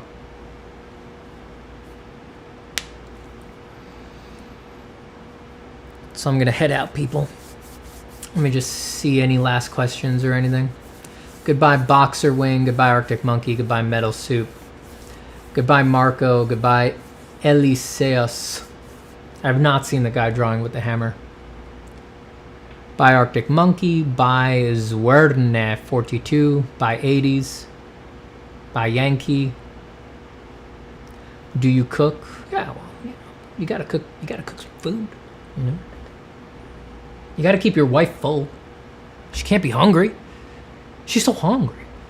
You gotta feed your wife. Come on, man. Bye, everyone. I'll see you soon. Probably, if not tomorrow, then Friday. I'm doing Monday, Wednesday, Friday-ish these days. So I will see you soon. Bye, everyone. Thanks for drawing today. See, I'll play the ad. You get the course. You get the course. You get the course. Come in. Oh. Hello, Joseph, is it? Hi, Dr. Zapata. Yes, Joe. How are you? I'm well. What seems to be the problem, Joe? Well, I'm having difficulty drawing from imagination. Oh. Joseph, just so you know, that's totally normal. Why don't you tell me a little more about your problem? Is it that you can only draw from imagination if you're completely alone? Doc, I can't ever draw from imagination. What about if you're completely relaxed? When I'm totally relaxed, I can't imagine a thing. I see. Joseph, it's important to know that even with severe cases like this, there's always hope.